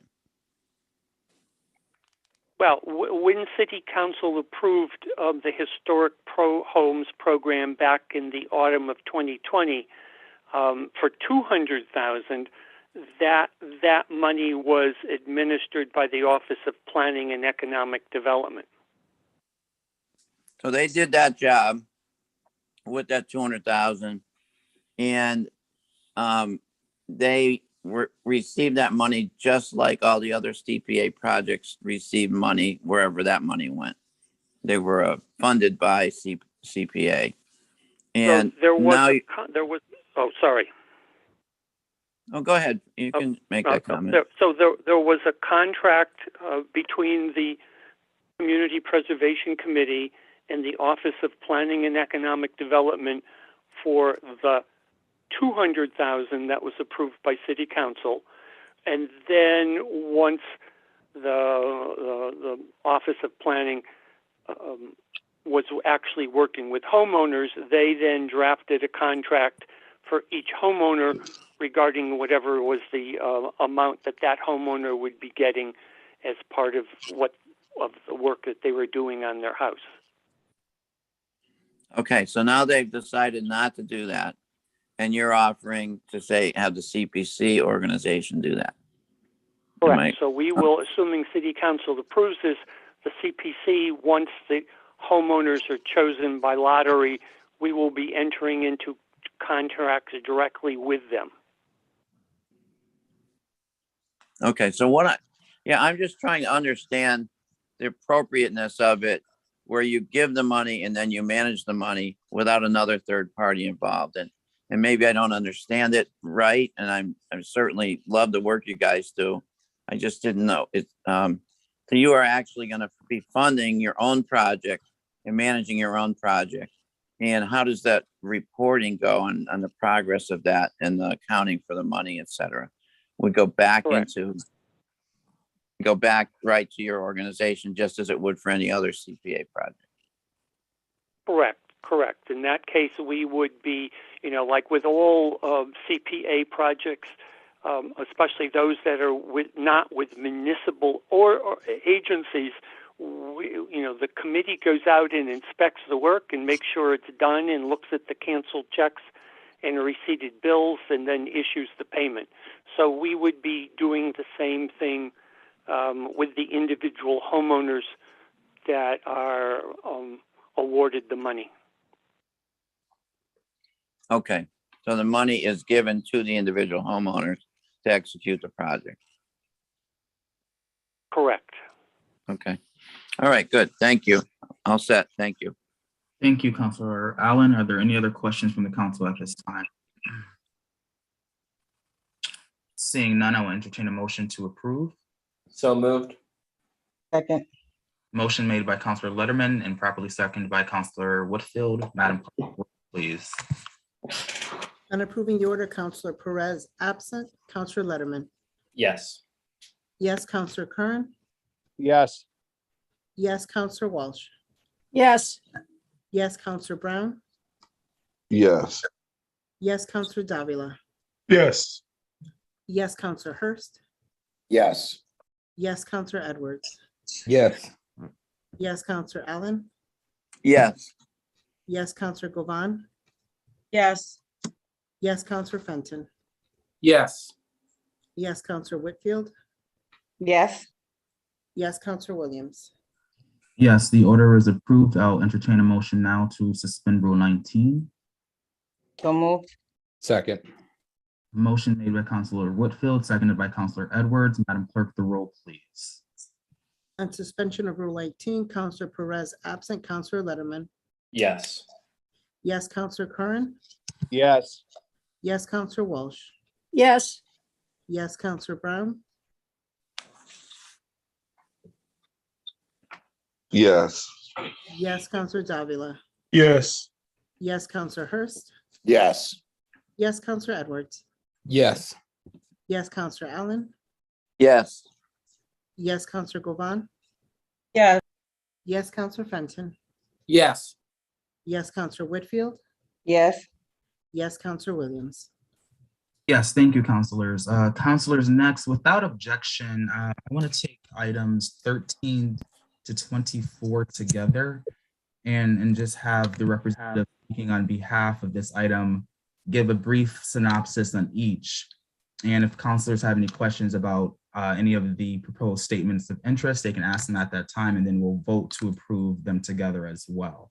With that being said, Madam Clerk, can you please call items 13 through 24 together. Items 13 through 24 are statement of interest for respectively Boland School, Commerce High School, Frederick Harris School, Glenwood School, Indian Orchard Elementary School, Milton Bradley School, Mario Pottinger School, Rebecca Johnson School, Sumner Avenue School, Herman Helena Community School, Washington School, and White Street School. Thank you, Madam Clerk. Is there anyone present to speak to these statements of interest? If so, please state your name and address for the record. Good evening, councilors. Patrick Sullivan, Director of Parks and Buildings, Arvesta Street, Springfield, Mass. So this is our annual request to the council for approval of our statement of interest submitted to the Massachusetts School Building Authority. There's two categories these grants go under. They are the core program and the accelerated repair program. The three projects for the core program this year are the Harena Community School, the White Street School, and the Washington Street School. And what would happen to those, if selected, the MSBA would do a study on those three facilities and make recommendations for either upgrades, renovations, or replacement, similar to the process we did for the DeBerry Homer project that's currently under construction. Under the accelerated repair, we break them down categories internally, HVAC, windows and doors and roofs. And under the accelerated repair for HVAC upgrades for this year, we are recommending Milton Bradley School and Rebecca Johnson School. Under the windows and door program, we are recommending Milton Bradley, Rebecca Johnson, Pottinger, and Frederick Harris. And under roof programs, we're recommending Commerce High School, Indian Orchard Elementary, Sumner Avenue Elementary, Boland Elementary, and Rebecca Johnson. And we are now approaching over 600 million in repairs to our school buildings since we started taking part of this state program. And it's been very successful, and we average anywhere from 3 to 7 projects chosen every year from the MSBA. So I appreciate everyone's support, and we're getting a lot of good work done for our residents. Thank you, Pat. Are there any questions from councilors on item 13 to 24? Councilor Letterman.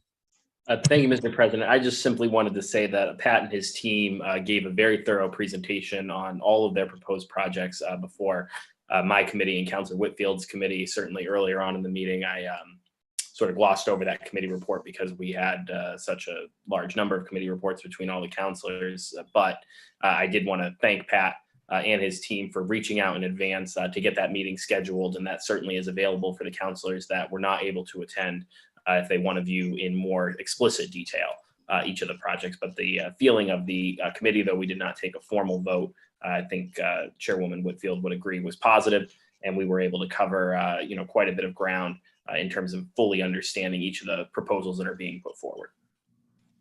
Thank you, Councilor. I think another good point for the council that came out of that subcommittee meeting was on these projects, it's very close to the 80% funding by the state and the 20% match by the city, much different from when we're constructing a new school building. So it's a good value for the residents as well. Thank you, Councilor Letterman and Pat. Are there any other questions at this time? Seeing none, I will entertain a motion to approve items 13 through 24. So moved. Second. I'll give that motion made by Councilor Letterman and seconded by Councilor Govan. Madam Clerk, can you please call the roll on items 13 through 24? On approving items 13 through 24, Councilor Perez absent, Councilor Letterman. Yes. Yes, Councilor Curran. Yes. Yes, Councilor Walsh. yes, Yes, Councilor Brown. Yes. Yes, Councilor Davila. Yes. Yes, Councilor Hurst. Yes. Yes, Councilor Edwards. Yes. Yes, Councilor Allen. Yes. Yes, Councilor Govan. yes, Yes, Councilor Fenton. Yes. Yes, Councilor Williams. Yes, the items have been approved. Thank you, You Council. missed me. Hold up. Did I not? Councilor see Whitfield is a Whitfield? yes too. Yes, Councilor Whitfield. Yes. All right, thank you, Councilor Whitfield. Madam Clerk, the next item, please.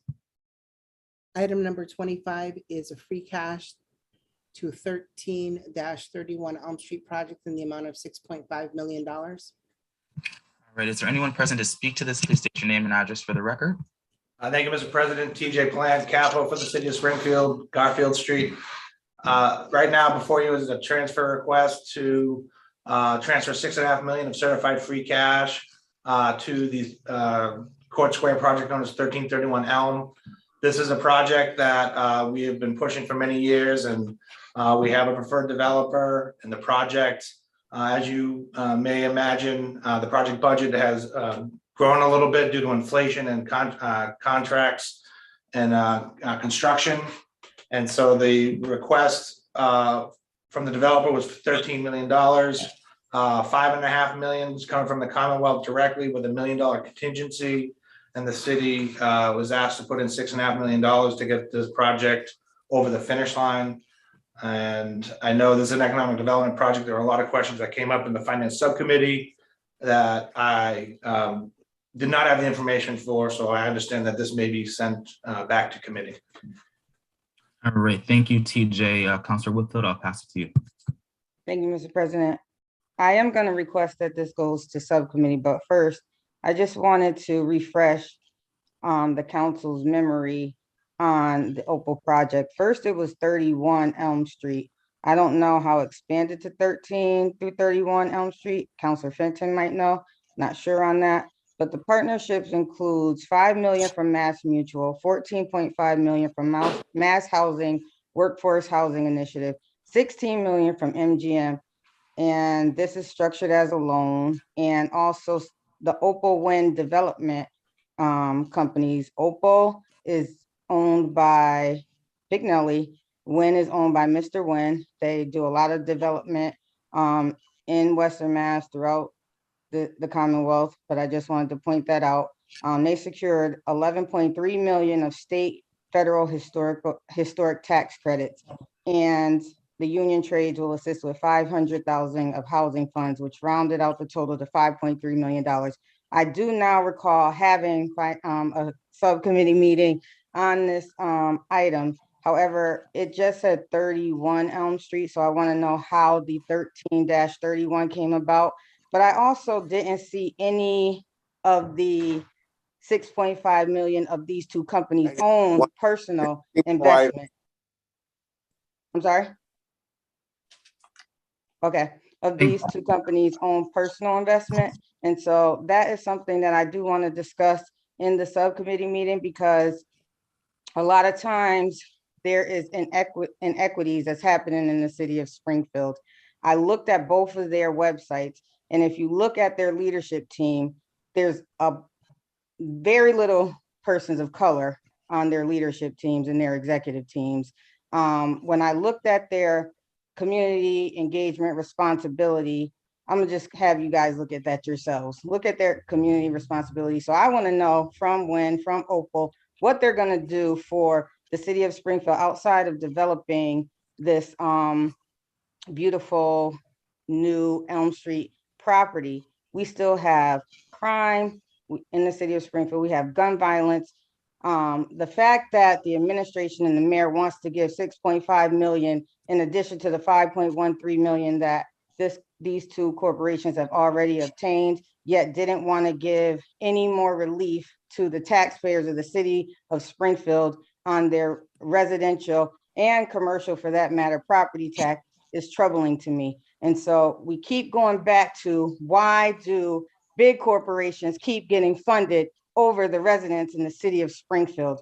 That doesn't sit well with me. And so if we cannot do more for the residents of the city of Springfield, I'm going to have problems doing more for these big corporations to develop these properties, because I do believe that they have some of their own personal funding that they can push through to get these projects done, instead of using more of taxpayers' money to get this done, when our taxpayers are already struggling to pay property real estate tax that is increasing year over year. We got our low income, our elderly, we got different people on fixed incomes, people with disabilities that are struggling with $1 increase of property tax, yet we want to give 6.5 million of these same taxpayers' money of free cash to these corporations. Now, I want to know how corporations are going to give back.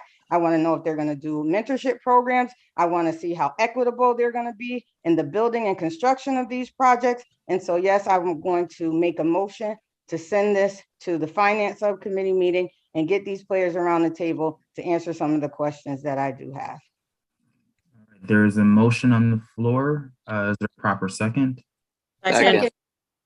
Okay, I'll give that to Councilor Govan. She has her hand raised. Madam Clerk, can we please call the roll on continuing the item? On continuing the item, Counselor Perez absent, Counselor Letterman, I'm sorry, Mr. President. Is it a vote to continue or a vote to committee? I thought it was a vote to the Finance Committee. Councilor Woodfield, can you please clarify your motion? Yes, it was a vote to Finance Subcommittee.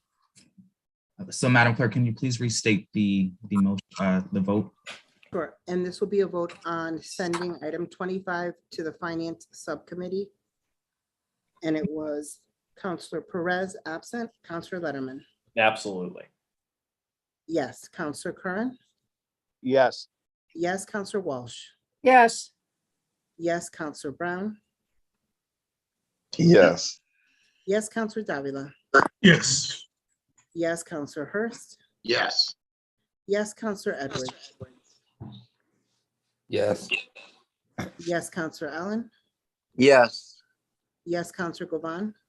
yes, Yes, Counselor Fenton. Yes. Hey. Yes, Counselor Whitfield. Yes, Yes, Counselor Williams. Yes, the item has been sent to the Finance Subcommittee. Madam Clerk, next. The next item is item number 26, which is a budget transfer across departments in the amount of $103,000. State your name and address. Good evening, councilors. Patrick Seller, Director of Parks and Buildings, Arvesta Street, Springfield. This is for increased cost to operate the Parks Department.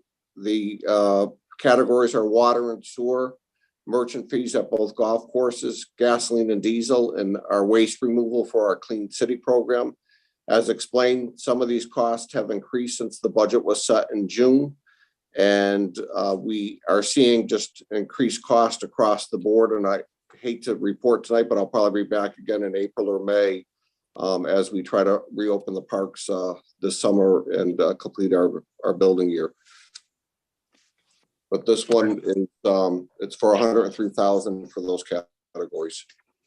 All right, thank you, Patrick. Are there any questions from the council at this time? Seeing none, I will entertain a motion then to approve. so moved. Motion made by Councilor Whitfield. Proper second.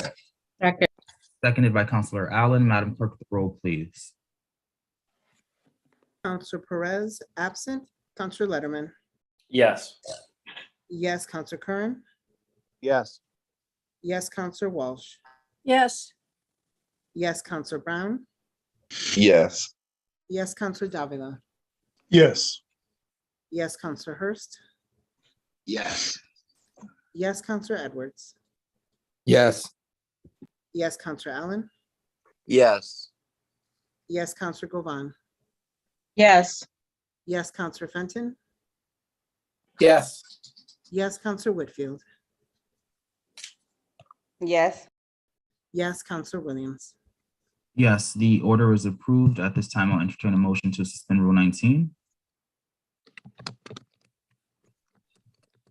so moved, second, Motion made by Councilor Govan, seconded by Councilor Whitfield. Madam Clerk, the roll, please. On suspension of Rule 19, Counselor Perez absent, Counselor Letterman. Yes. Yes, Counselor Curran. Yes. Yes, Counselor Walsh. yes, Yes, Counselor Brown. Yes. Yes, Counselor Davila. Yes. Yes, Counselor Hurst. Yes. Yes, Counselor Edwards. Yes. Yes, Counselor Allen. Yes. Yes, Counselor Govan. yes, Yes, Counselor Fenton. Yes. Yes, Counselor Whitfield. yes, Yes, Counselor Williams. Yes, Madam Clerk, item number 27, please.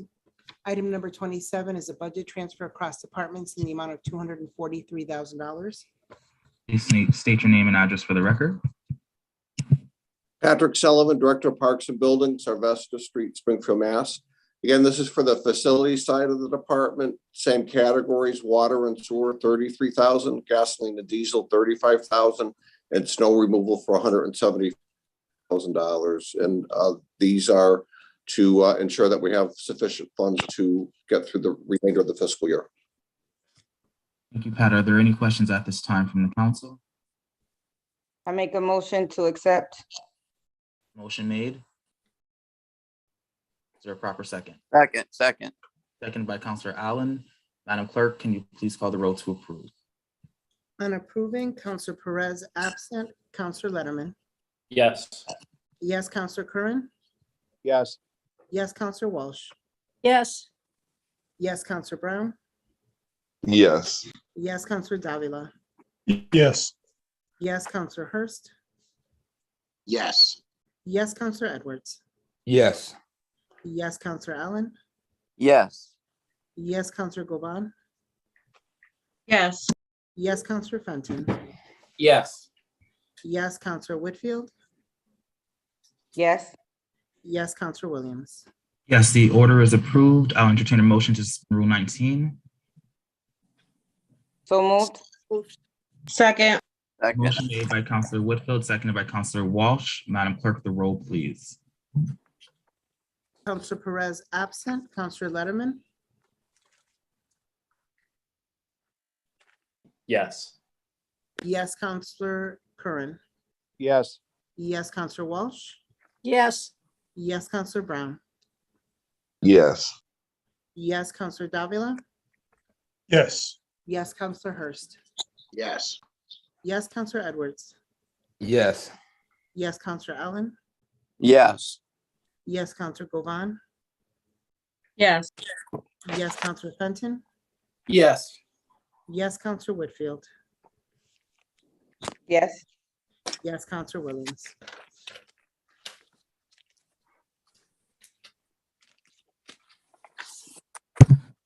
Yes, the order is approved. Thank you, Madam Clerk. The next item, please. Item number 28 is an order accepting $3 million from the National Passenger Railroad Corporation, also known as Amtrak. Is there anyone present to speak to this? Please state your name and address for the record.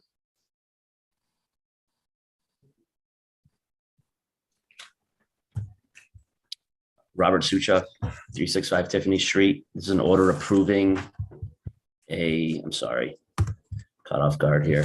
I think Chris Signoli is here to discuss the project or the memorandum. I apologize. he's muted. Yep, no, I'm going to take it, Robert. All right, thank you. Chris Signoli, DPW Director, City of Springfield, 89 Bennington Street. As some of the councilors may remember, a couple, 3 years ago, Amtrak closed the at-grade crossing at the end of State Street into Riverfront Park. As part of that closing, the city negotiated with Amtrak for development of a plan for residents every day and for maintenance to be able to access under the existing railroad underpass. So what we did is we negotiated with Amtrak to provide us with $3 million to do landside design and construction of a plan that will make access at the existing underpass ADA compliant and used by all residents during the normal day. For events, 9/11, 4th of July, etc., the gates at the railroad crossing still become open. This is more for people to be able to access on a day-to-day basis. Thank you, Chris. Are there any questions? Councilor Letterman. Yeah, thanks, Mr. President. Chris, is there already a design in the works for this, or is this to be commence the design? This will, once this is approved, we will commence the design. A preliminary plan was done. It's essentially called Phase 3 of Riverfront Park development, and it's basically the land side of the railroad crossing between the railroad and West Columbus Hall of Fame Ave. So will these funds cover the full construction cost? That the intent is covering all the design and all the construction. Okay, great. So once we have a design, let's do a M&D committee to go over it. Yeah, what our plan is probably in the next couple of weeks, we will have an advertisement out for the designers. So it'll probably take us a month and a half to get a designer on board, and then we'll be able to start getting plans in place. All right, great. Thank you. Thank you, Councilor Letterman. Councilor Walsh. Well, I think this agreement is certainly good news, and I'm kind of surprised that Amtrak has agreed to it, because my understanding, they weren't that easy to work with. So what happened to bring this about? Well, with the one thing I will say, Amtrak has been absolutely horrible. I cannot say horrible enough to deal with over the last few years on projects in the city of Springfield. We are still waiting for a permit from them to finish work in Riverfront Park for 4 years. It's absolutely disgusting the amount of time that we've waited in permitting process. But with that was one of the reasons that when we were looking at this, it was kind of forced upon us. So we basically kind of pushed their backs against the wall and said, you know, if you don't agree to this, we're going to go through the DPU to get the at-grade crossing again. And, you know, obviously it's a little dangerous there, but, you know, this would Amtrak contribute, you know, millions more to make that crossing safe. So this was probably in their best interest. Okay, well, I'm happy to hear it. Thank you, Councilor Walsh. Councilor Curran. Chris, just good work on this issue, and I know Amtrak can be difficult to work with. But just a quick question. It's not particular to this issue, but related to the train. By the train station going down Dwight Street and coming back the other way on Chestnut Street here by the train station downtown. Those train overpasses have never really been painted, and I know it's hard to coordinate something like that with Amtrak and whatnot. But if you're in negotiations with them, I mean, is there anything on the table on what we could do to kind of improve those right across the street from the YMCA and then right by the new train station? No, I know exactly where you're talking about, and that's been another extreme bone of contention with Amtrak. Those bridges on Dwight and Chestnut Street are jointly owned. I want to say CSX and Amtrak, because there's different tracks up above. And one of the major problems that we've had with has basically been, you know, pigeons, birds of all sort, you know, all over the place down there that we've tried to been working with them with regard to putting up wiring, chicken wire to protect the area a little bit. So it's been an extreme ongoing battle with them. Yeah, I certainly do catch that. I mean, you can imagine it might be, you know, you could even put Dwight Street on the underpass. It's like kind of a gateway to the downtown Springfield. Exactly. And, I don't know how we could do that. I you know, obviously we just can't go up there and start painting there. It's you got the trains going there, but how would we? Is there anything the council can do, or even the mayor's office, or?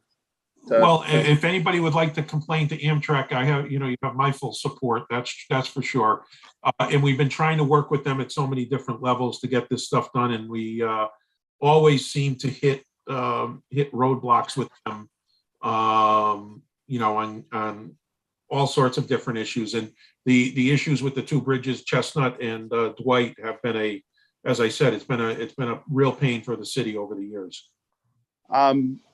Yeah, I think there might be that might be another meeting for maintenance and development, and we certainly appreciate your leadership on the issue. Absolutely, I'm happy to do it. Thank you, Councilor Curran. Are there any other questions? Time. Seeing none, I will entertain a motion to approve the order. Move. Motion made by Councilor Govan. Proper second. Second. Second, Councilor Whitfield. Madam Clerk, can you please call the roll? On approving the order, Councilor Perez absent, Councilor Letterman. Yes. Yes, Councilor Curran. Yes. Yes, Councilor Walsh. Yes. Yes, Councilor Brown. Yes. Yes, Councilor Davila. Yes. Yes, Councilor Hurst. Yes. Yes, Councilor Edwards. Yes. Yes, Councilor Allen. Yes. Yes, Councilor Govan.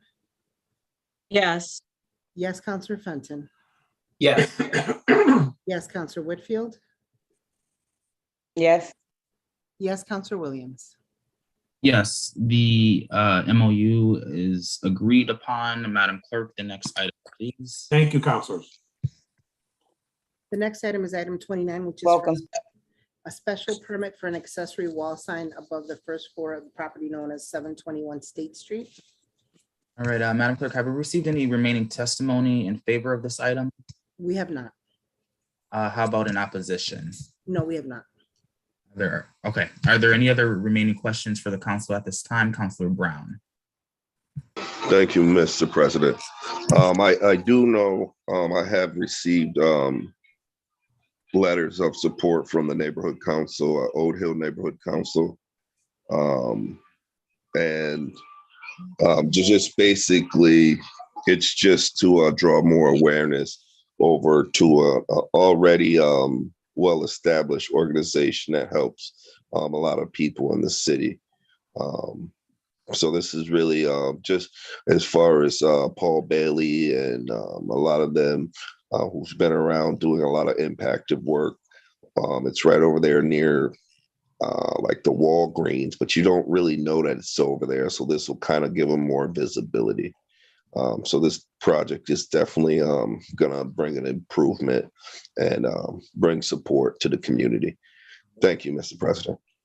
Thank you, Councilor Brown. And if you want to send our clerk the copy of that letter to include with the record, appreciate that. Great. Are there any other questions at this time?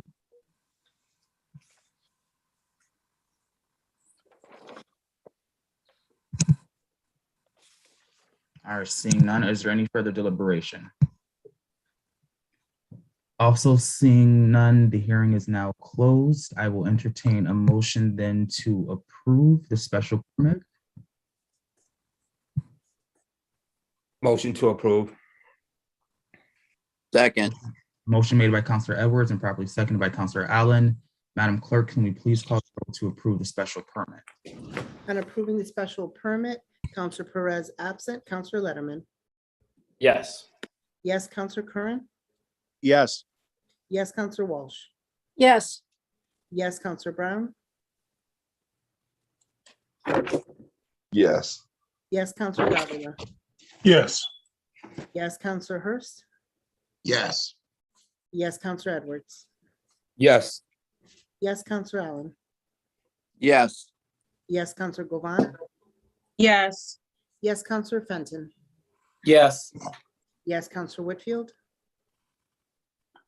Yes. Yes, Counselor Williams. Yes, the special permit is approved. In the absence of Councilor Perez, I will ask Councilor Edwards to read the reasons for approval. The specific site is an appropriate location for such a use, structure, or condition. The use as developed will not adversely affect the neighborhood. Adequate and appropriate facilities will be provided for the proper operation of the proposed use. To incorporate the planning staff analysis into the decision at the basis of the findings. Edwards, at this time, we'll then accept the motion to approve the reasons. Motion to approve. second, Councilor Edwards, properly seconded by Councilor Walsh. Madam Clerk, can you please call the roll? On approving the reasons, Counselor Perez absent, Counselor Letterman. Yes. Yes, Counselor Curran. Yes. Yes, Counselor Walsh. yes, Yes, Counselor Brown. Yes. Yes, Counselor Davila. Yes. Yes, Counselor Hurst. Yes. Yes, Counselor Edwards. Yes. Yes, Counselor Allen. Yes. Yes, Counselor Govan. yes, Yes, Counselor Fenton. Yes. Yes, Counselor Whitfield. Yes. Yes, Counselor Williams. Yes, thank you, councilors. Madam Clerk, item number 30. Item number 30 is a zone change to change the zoning of a property known as 797 Berkshire Avenue and the rear of Berkshire Avenue from business A to business B. All right, Madam Clerk, have we received any remaining testimony for those in favor of this zone change? We have not. And how about in opposition? We've received an item that is in essence repeating the same testimony that was put into the public record last meeting with an updated date. And who was that from? It was from Lynn Morrison. All right, so is it the same exact letter? Same exact letter, a new date, and it includes the same photographs that were presented in the last meeting. Okay, with that being said, we will continue. Is that the only piece of testimony in opposition? Yes. All right, are there any questions from the council at this time?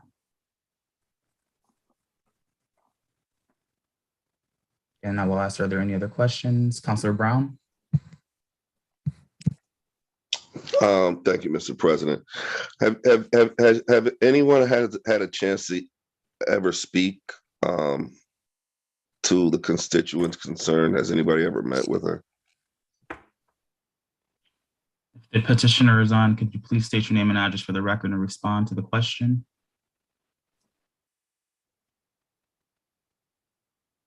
Is there a petitioner? Yes. Yes, I am here. I'm Please state sorry. your name and Could address. Yeah, Could you please state your name? Yeah, are you asking if I ever talked to the petitioner or someone else?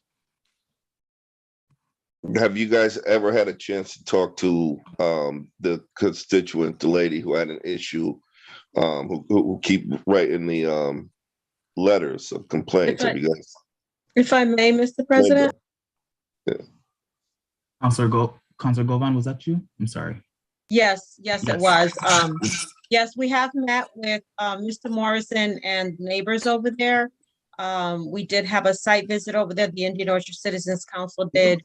And we have since spoken. I actually have been in constant contact with Mr. Morrison, who is actually here today. And the last email that I received from him was, again, just reiterating what he has said before. And Mr. Dromey, we met with Mr. Morrison, and the violations that Mr. Morrison is referring to do not seem to be valid, is what Phil said. The environmental people didn't find any problems. This last email that I got from Mr. Morrison, it was agreed that Mr. Martoni is going to put up a barrier in front of where the water is going to be, so that nothing goes down there. And in this email, Mr. Morrison is saying that he thinks that he should put the barrier up first before we do the zone change.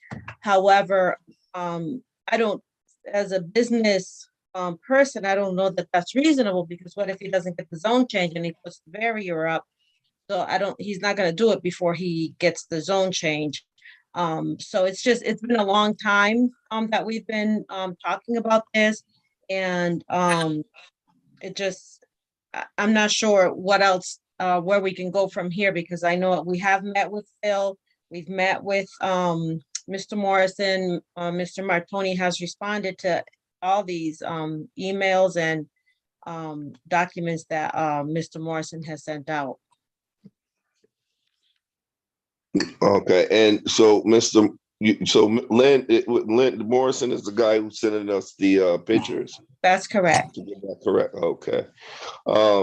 That's all. That's the only question I had. I always lean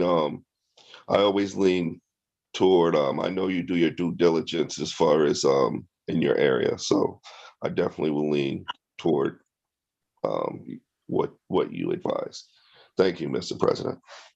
Thank you, Councilor Brown. Councilor Hurst, followed by Councilor Letterman. Yeah, I was just wondering if the individuals who were in opposition to this special permit are present here today, and if they are present, if we could possibly hear from them. I know I've received a number of emails, as has the rest of the council. So it just seems to me that if they are present and they can speak briefly to the concerns and whether they've been resolved at all, that would be helpful for me prior to making a decision. I certainly appreciate the work that Councilor Govan has done on this issue as well. Thank you. Thank you, Councilor Hurst. I know Mr. Morrison signed up to the council office. Is he on the call currently? I am. All right, Mr. Morrison, would you like a few moments to speak? Well, the problem is that this has been going on now for 7 months or more, and there are clear violations. Nobody really wants to look at it, except I did get 2 councilors who have agreed to look at the alterations to the bank, which Mr. Marconi did not bring the DEP people down there. The other thing is that we haven't seen any evidence that he has registered that back portion as a place that he's extended the bank or has filed a notice of intent for, because there's no signage up there, and the abutters are supposed to be notified also. And he has just continued to work on that.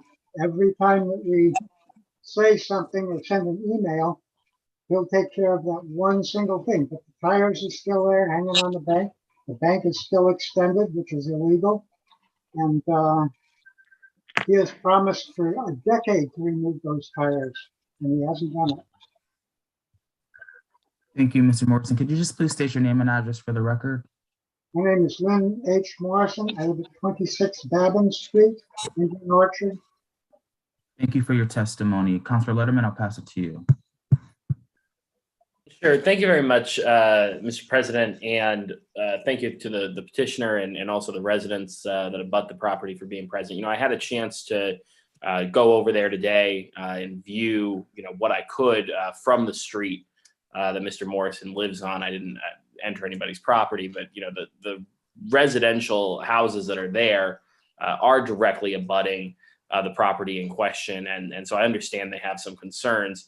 And we, spoke about some of those during our last meeting. I think the question that I have, though, is that I don't know that their concerns can be addressed as a result of the zone change process. We can't put conditions on the zone change like we can with a special permit. But I'm not sure that the zone change necessarily would worsen or improve the issues that they're facing. What I think would allow us to have some more authority is if the petitioner came forward for a special permit, which my understanding from the planning department is that they intend to come seek a special permit following their zone change. And the special permit allows us to put very specific conditions on the use of property, including hours of operation, permitted activities, and the like. And so I'm wondering if perhaps the actual solution that might be able to be sought would be through that special permit. And to that end, I think Phil is on the Zoom. Phil, what is more restrictive, business A or business B in terms of allowable uses?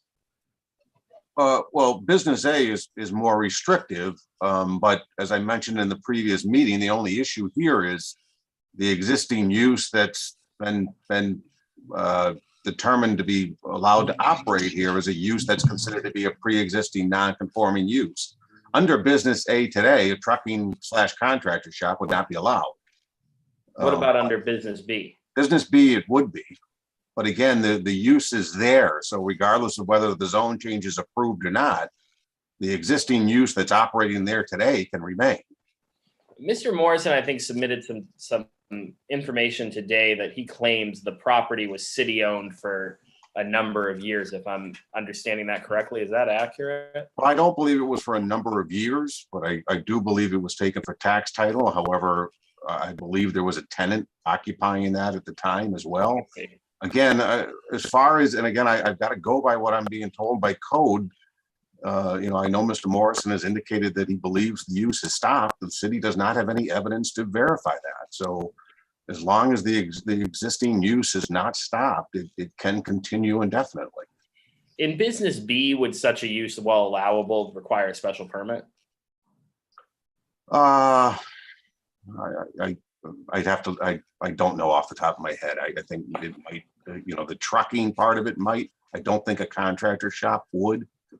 But the trucking company may trigger a special permit, but I'm not. Yeah, I mean, so my original point kind of stands because I don't want the residents, the abutting residents to feel like their concerns are being dismissed. I'm just not sure that their concerns can be addressed through the zone change process. I think their concerns could be addressed through the special permit process. So, Mr. Morrison is on. I just want him to understand that, if a special permit comes before the city council, we would have the authority to place conditions on such a special permit and perhaps address some of those concerns. I would like to see the litter picked up. And again, that can't be addressed through the zone change process, but it can be addressed through code enforcement. So, I mean, those are things that can continue to be worked on, but we have, we sort of have a specific responsibility when it comes to this request relative as to whether or not to grant it. And I actually think that perhaps granting it would lead to a situation where we would have more site control to address the abutters' concerns. So those are just my thoughts at this time, because I don't want, I want to be respectful of the petitioner's rights, but I also want to be respectful of the residents that live there and, have to be abutting a pretty intensive use for a residential abutter. Thank you, Councilor Letterman. Councilor Govan. Thank you, Mr. President. So yes, I agree with you, Councilor Letterman. The issues that have been coming up, because I have had a meeting with Mr. Morrison and some of the neighbors, Mr. Martoni and other council members from the Intergovernmental Citizens Council, and we did address a few concerns, and I believe that Mr. Martoni addressed them. And the issue is, I think that other issues keep coming up. So I like the idea of, going forward and voting on the zone change. And then if the zone change is granted, we could, look at the special permit when he comes back. And I think, Mr. Morrison, you and your neighbors might be better able to ask for, special accommodations if that's what it is that you need. I know that Mr. Martoni said, and I think Mr. Morrison agreed, that the things that are in the lake and in the pond that are back there have been there for a long time. And it wasn't necessarily Mr. Martoni's company that did it, but Mr. Martoni has been, taking things out of there, he said recently. And I think Phil was there when we had the meeting with Mr. Morrison, where that came about. So I like the idea of voting on the special permit and making that decision. And then when he comes back for the special permit, we can see if we can put some conditions. Thank you. Thank you, Councilor Govan. Are there any other questions at this time? Seeing none, is there any further deliberation amongst the council? Also seeing none, the hearing is now closed. I will entertain a motion at this time to approve the zone change. So moved. Motion made by Councilor Govan. Second. Seconded by Councilor Walsh. Madam Clerk, can you please call the roll to approve the zone change? On approving the zone change, Councilor Perez absent, Councilor Letterman. Yes. Yes, Councilor Curran. Yes. Yes, Councilor Walsh. Yes. Yes, Councilor Brown. Yes. Yes, Councilor Davila. Yes. Yes, Councilor Hurst. Yes. Yes, Councilor Edwards. Yes. Yes, Councilor Allen.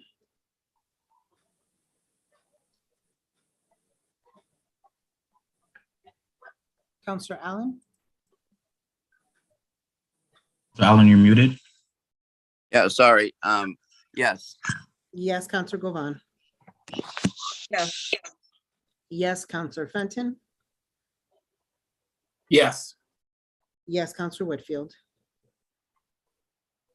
Yes. Yes, Councilor Williams. Yes, the zone change is approved. Councilor Edwards, on the reasons, please.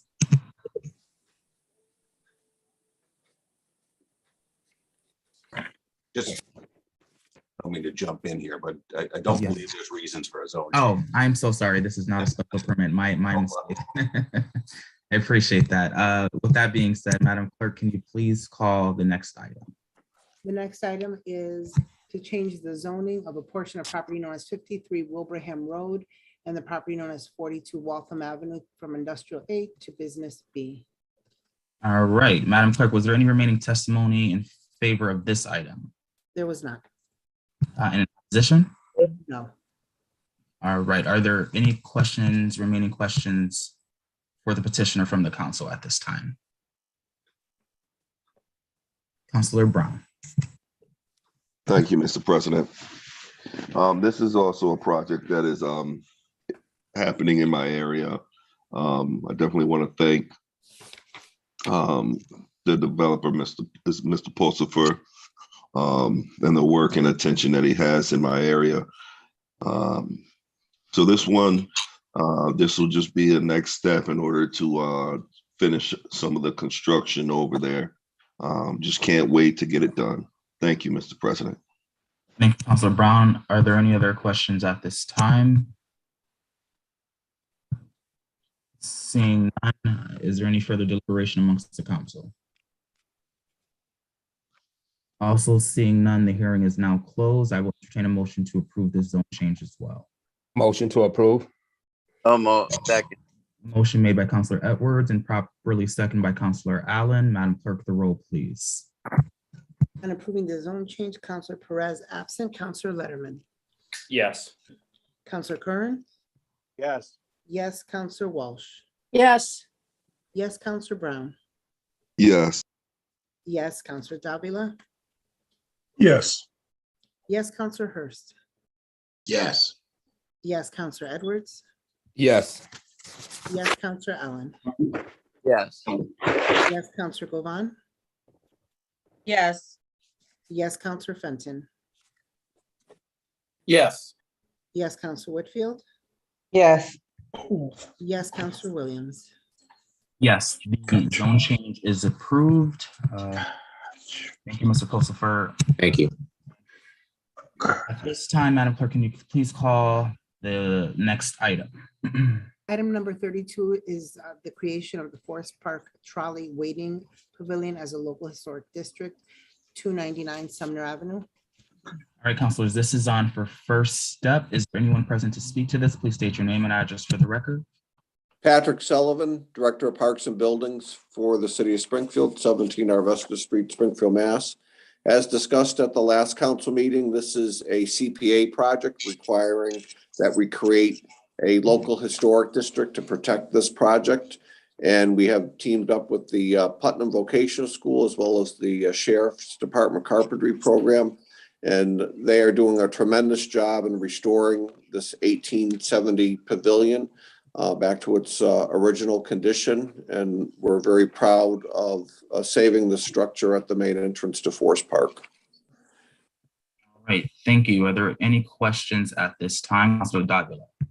Thank you, Mr. President. Just to say that the local association, the Forest Parks Association, has endorses this project. It's a good project to save historic landmarks in our city, particularly in the jewel of the city, Forest Park. Thank you, Mr. President.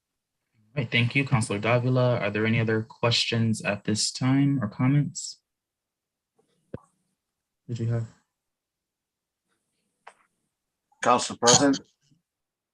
Yes. I just wanted to clarify, I believe this is for second and third step tonight.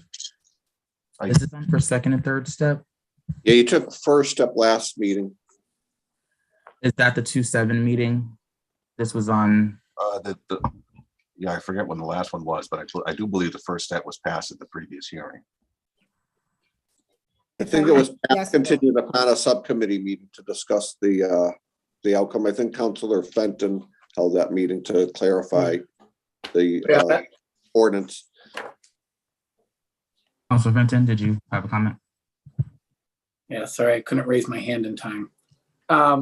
Yes, that's my recollection as well. My recollection is that we took first step with the understanding that the General Government Committee would meet to sort out the meets and bounds issues, which we did. Okay, perfect. So councilors, I will take that back and say this is actually on for second and third step, and we'll open it up to questions at this time for the council.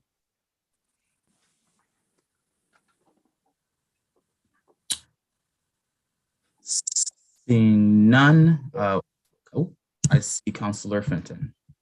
Motion to approve. The motion on the floor to approve. Second. And that's been properly seconded by Councilor Edwards. Madam Clerk, can we please call the roll to approve the ordinance? On approving the ordinance, Counselor Perez absent. Counselor Letterman. Yes. Yes, Counselor Curran. Yes. Yes, Counselor Walsh. yes, Yes, Counselor Brown. Yes. Yes, Counselor Davila. Yes. Yes, Counselor Hurst. Yes. Yes, Counselor Edwards. Yes. Yes, Counselor Allen. yes, Yes, Counselor Govan. yes, Yes, Counselor Fenton. Yes. Yes, Counselor Whitfield. yes, Yes, Counselor Williams. Yes, the ordinance is approved. Thank you, Phil, for that clarification. I will now entertain a motion to invoke 22C to take these items up in one step. So moved. Second. Motion made by Councilor Davila, seconded by Councilor Edwards. Madam, the roll to invoke 22C. On approving the invocation of 22C, Counselor Perez absent. Counselor Letterman. Yes. Yes, Counselor Curran. Yes. Yes, Counselor Walsh. yes, Yes, Counselor Brown.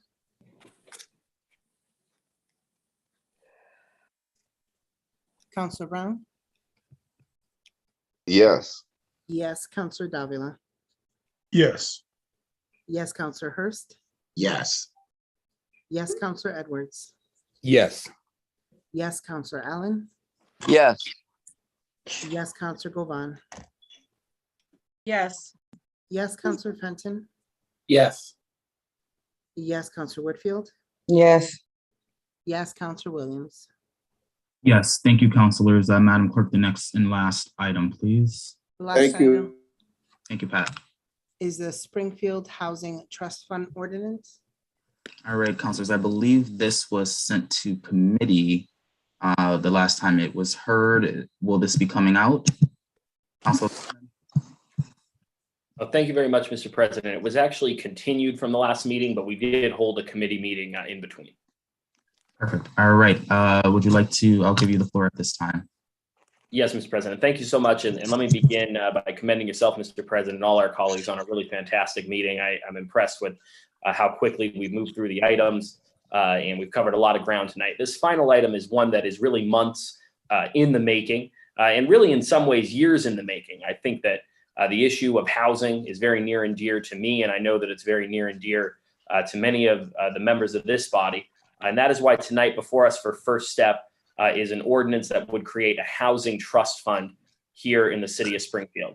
And the mission and purpose of that housing trust fund would be to provide for the creation, preservation, rehabilitation, and adaptive rehabilitation of housing in the city of Springfield to benefit low and moderate income households. I think all of us know the challenges that our city faces when it comes to housing. We often hear about the housing crisis in the context of the Boston area market. But we also know that individuals here in the city of Springfield need help. They need help with homeowner rehabilitation.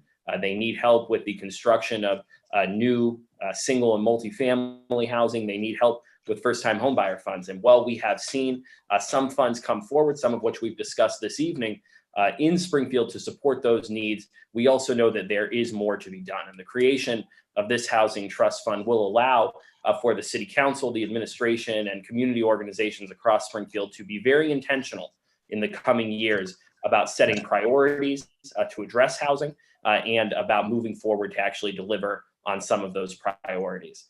This organization, the Housing Trust Fund, would be administered by this ordinance by the order of the SRA, the Springfield Redevelopment Authority. It would include a community advisory committee made up of municipal and community representatives. And it would really be open to quite a few sources of funding, although the funding that we expect would be initially granted to it would be through the American Rescue Plan Act. And the first initiative we expect it would be charged with would be a grant program to support low and moderate income homeowners in the city of Springfield with exterior repairs across the city of Springfield.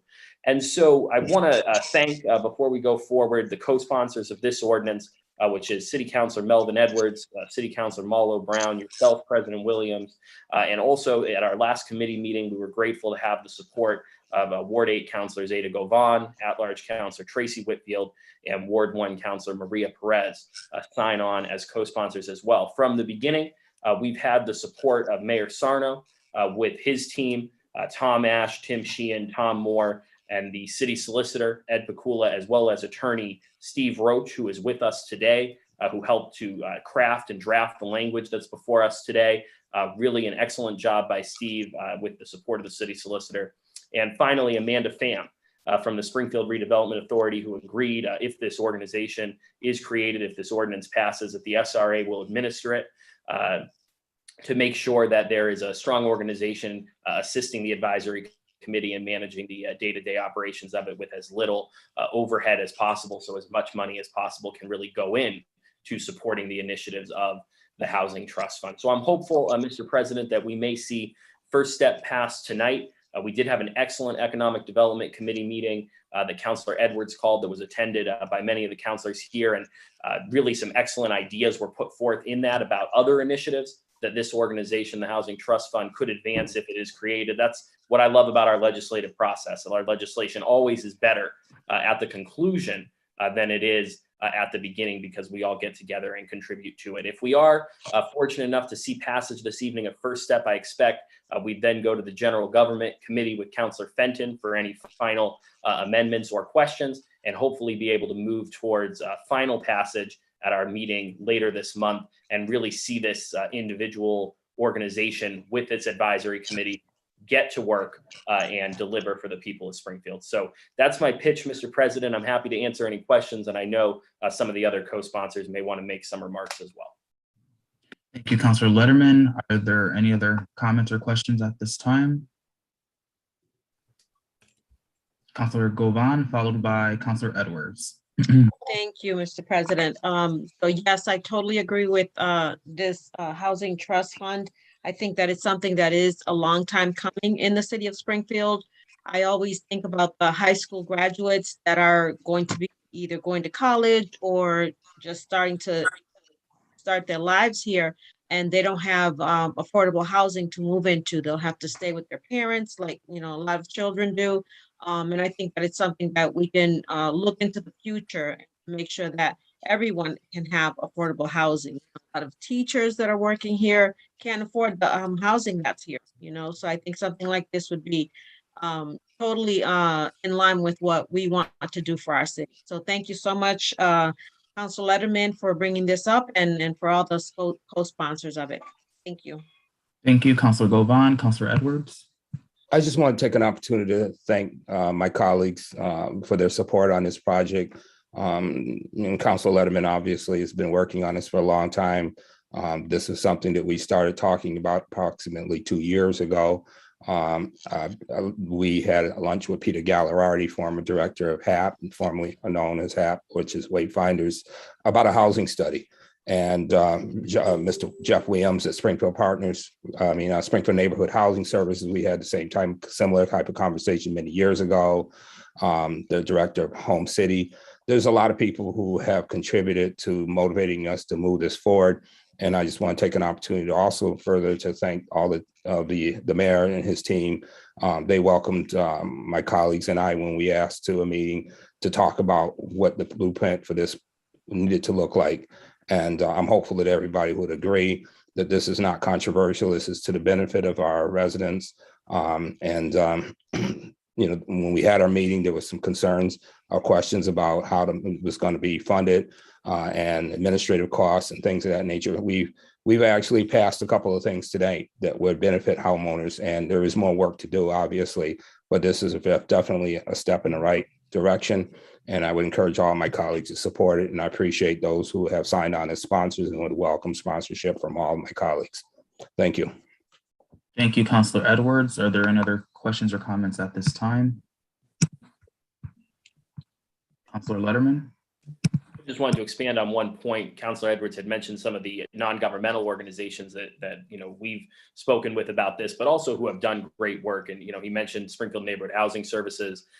Also, I want to bring up Springfield No One Leaves, Wayfinders, Home City Housing. These are all folks who we've also spoken with about this. I won't purport to speak for their organizations, but certainly you can't talk about this work without recognizing them. And of course, the two studies that really pushed us to do this as well. One being the study Councilor Edwards mentioned by the Donahue Institute and Wayfinders that shows the need for us to address our housing stock in the city of Springfield and the Pioneer Valley. And one even earlier study that I remember, and Councilor Hurst may remember, was the impetus for a hearing that he and I and Councilor Gomez, our former Councilor Gomez, held, which was a Mass Inc. study that showed Springfield had some of the oldest housing stock in the whole Commonwealth, and also had a very high percentage of senior citizens who owned that housing and who were not always able to keep up with the cost of those repairs. So really so much good can come from this. And I think the beauty of it is that it is structured as such that there is community driven input and it can grow and evolve over the years. As we know, those challenges to housing will evolve as well. Thank you, Councilor Letterman. Are there any other questions at this time? Yes. Okay. Thank you, sir. Sorry, I might be recognized, Mr. President. You are, Councilor. Yes. Thank you, sorry. Yes, I was just gonna say, Madam Clerk, would you kindly add me as a co-sponsor to this legislation, please? Ordinance. Thank you. Yes, Councilor. Thank you, Councilor Davila. Are there any other questions or comments at this time? Seeing none, I will entertain a motion then to approve the first step of the ordinance. Motion to approve. Second. Motion made by Councilor Edwards, seconded by Councilor Govan. Madam Clerk, can you please call the roll to approve first step of the ordinance? On approving first steps, Councilor Perez absent, Councilor Letterman. Yes. Yes, Councilor Curran. Yes. Yes, Councilor Walsh. Yes. Yes, Councilor Brown. Yes. Yes, Councilor Davila. Yes. Yes, Councilor Hurst. Yes. Yes, Councilor Edwards. Yes. Yes, Councilor Allen. Yes. Yes, Councilor Govan. Yes. Yes, Councilor Fenton. Yes. Yes, Councilor Whitfield. Yes. Yes, Councilor Williams. Yes, the ordinance has passed first step. Madam Clerk, is there any further business for the council this evening? There is not. All right, councilors, we do have a committee of the whole meeting tomorrow. Just be on the lookout for the email to the link. And I also want to say tomorrow is International Women's Day. So I do want to just make sure, give a shout out for that, as well as I don't. Yes, and they have an Yes. event at o'clock tomorrow in the City Council chambers. Yes. Ah, okay. With the reception of the cow. Yes. Councilor Hurst, did you have a question? I did. I just had a quick question. I see Attorney Roach is here. And so I also noted that he helped to craft the legislation for the previous ordinance. So I guess there are a number of things that I would like to utilize an attorney for the city council to do. I don't know who that is. And since the solicitor is no longer with us any longer, if we could just, if it's Attorney Roach, great. If it's not, and the city council does not have our own attorney at the very least in-house, more preferably, it'd be nice if we could contract with someone outside of City Hall. But if that is not the case, we just need somebody, and I need to know who to go to in terms of who it is that I can send my orders to get crafted ordinances that I'd like to amend. You know, the idea that we don't have anyone as of yet, for me is a bit problematic and makes it difficult for me to do my job. So I don't know if you have any information on that, Mr. President, or Attorney Roach can chime in. Yeah, I appreciate that, Councilor Hurst. That's actually it's been a talking point for quite some time with amid the transition that has been going on. And I know that Attorney Pakula, I believe, will stay on in some capacity as in a consulting capacity beyond his, I guess, retirement. But I also do know that I want to have the solicitor to taking his place, of course, Judge Payne, come in and have an opportunity to meet the council as well. So I know they might be able to fill in the gaps there, but I do believe that Councilor Fenton, I think it's certainly appropriate and within this body's purview to have a discussion around legal representation of the council and to see, what gaps need to be filled and what have you. So I would entertain Councilor Fenton, if you would be open to having such a meeting to have an open discussion around that. It would be greatly appreciated, I think, by this body. Happy to do it. Mr. President, you know that the ruling regarding the police commission gave the council the authority to organize departments. So I think it would be appropriate if there's a committee, a legislative committee, to also look at other things that the council could do as a result of that ruling. So Wash, I believe we had that discussion offline, and I want to continue to have that with you offline prior to becoming an open discussion. Councilor Letterman, followed by Councilor Davila.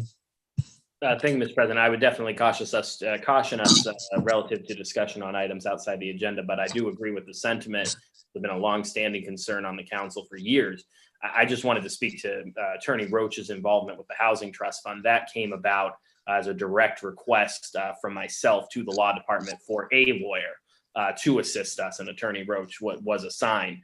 So I don't know that he's been permanently assigned to the city council, but I would definitely encourage counselors who may be seeking legal assistance to make direct requests to the law department in the meantime, if only to make the point that it is, desperately needed for, once again, a lawyer to be, assigned permanently to the city council, or for us to have resources for outside counsel. But just so folks know how that occurred, that's how it occurred. Yeah.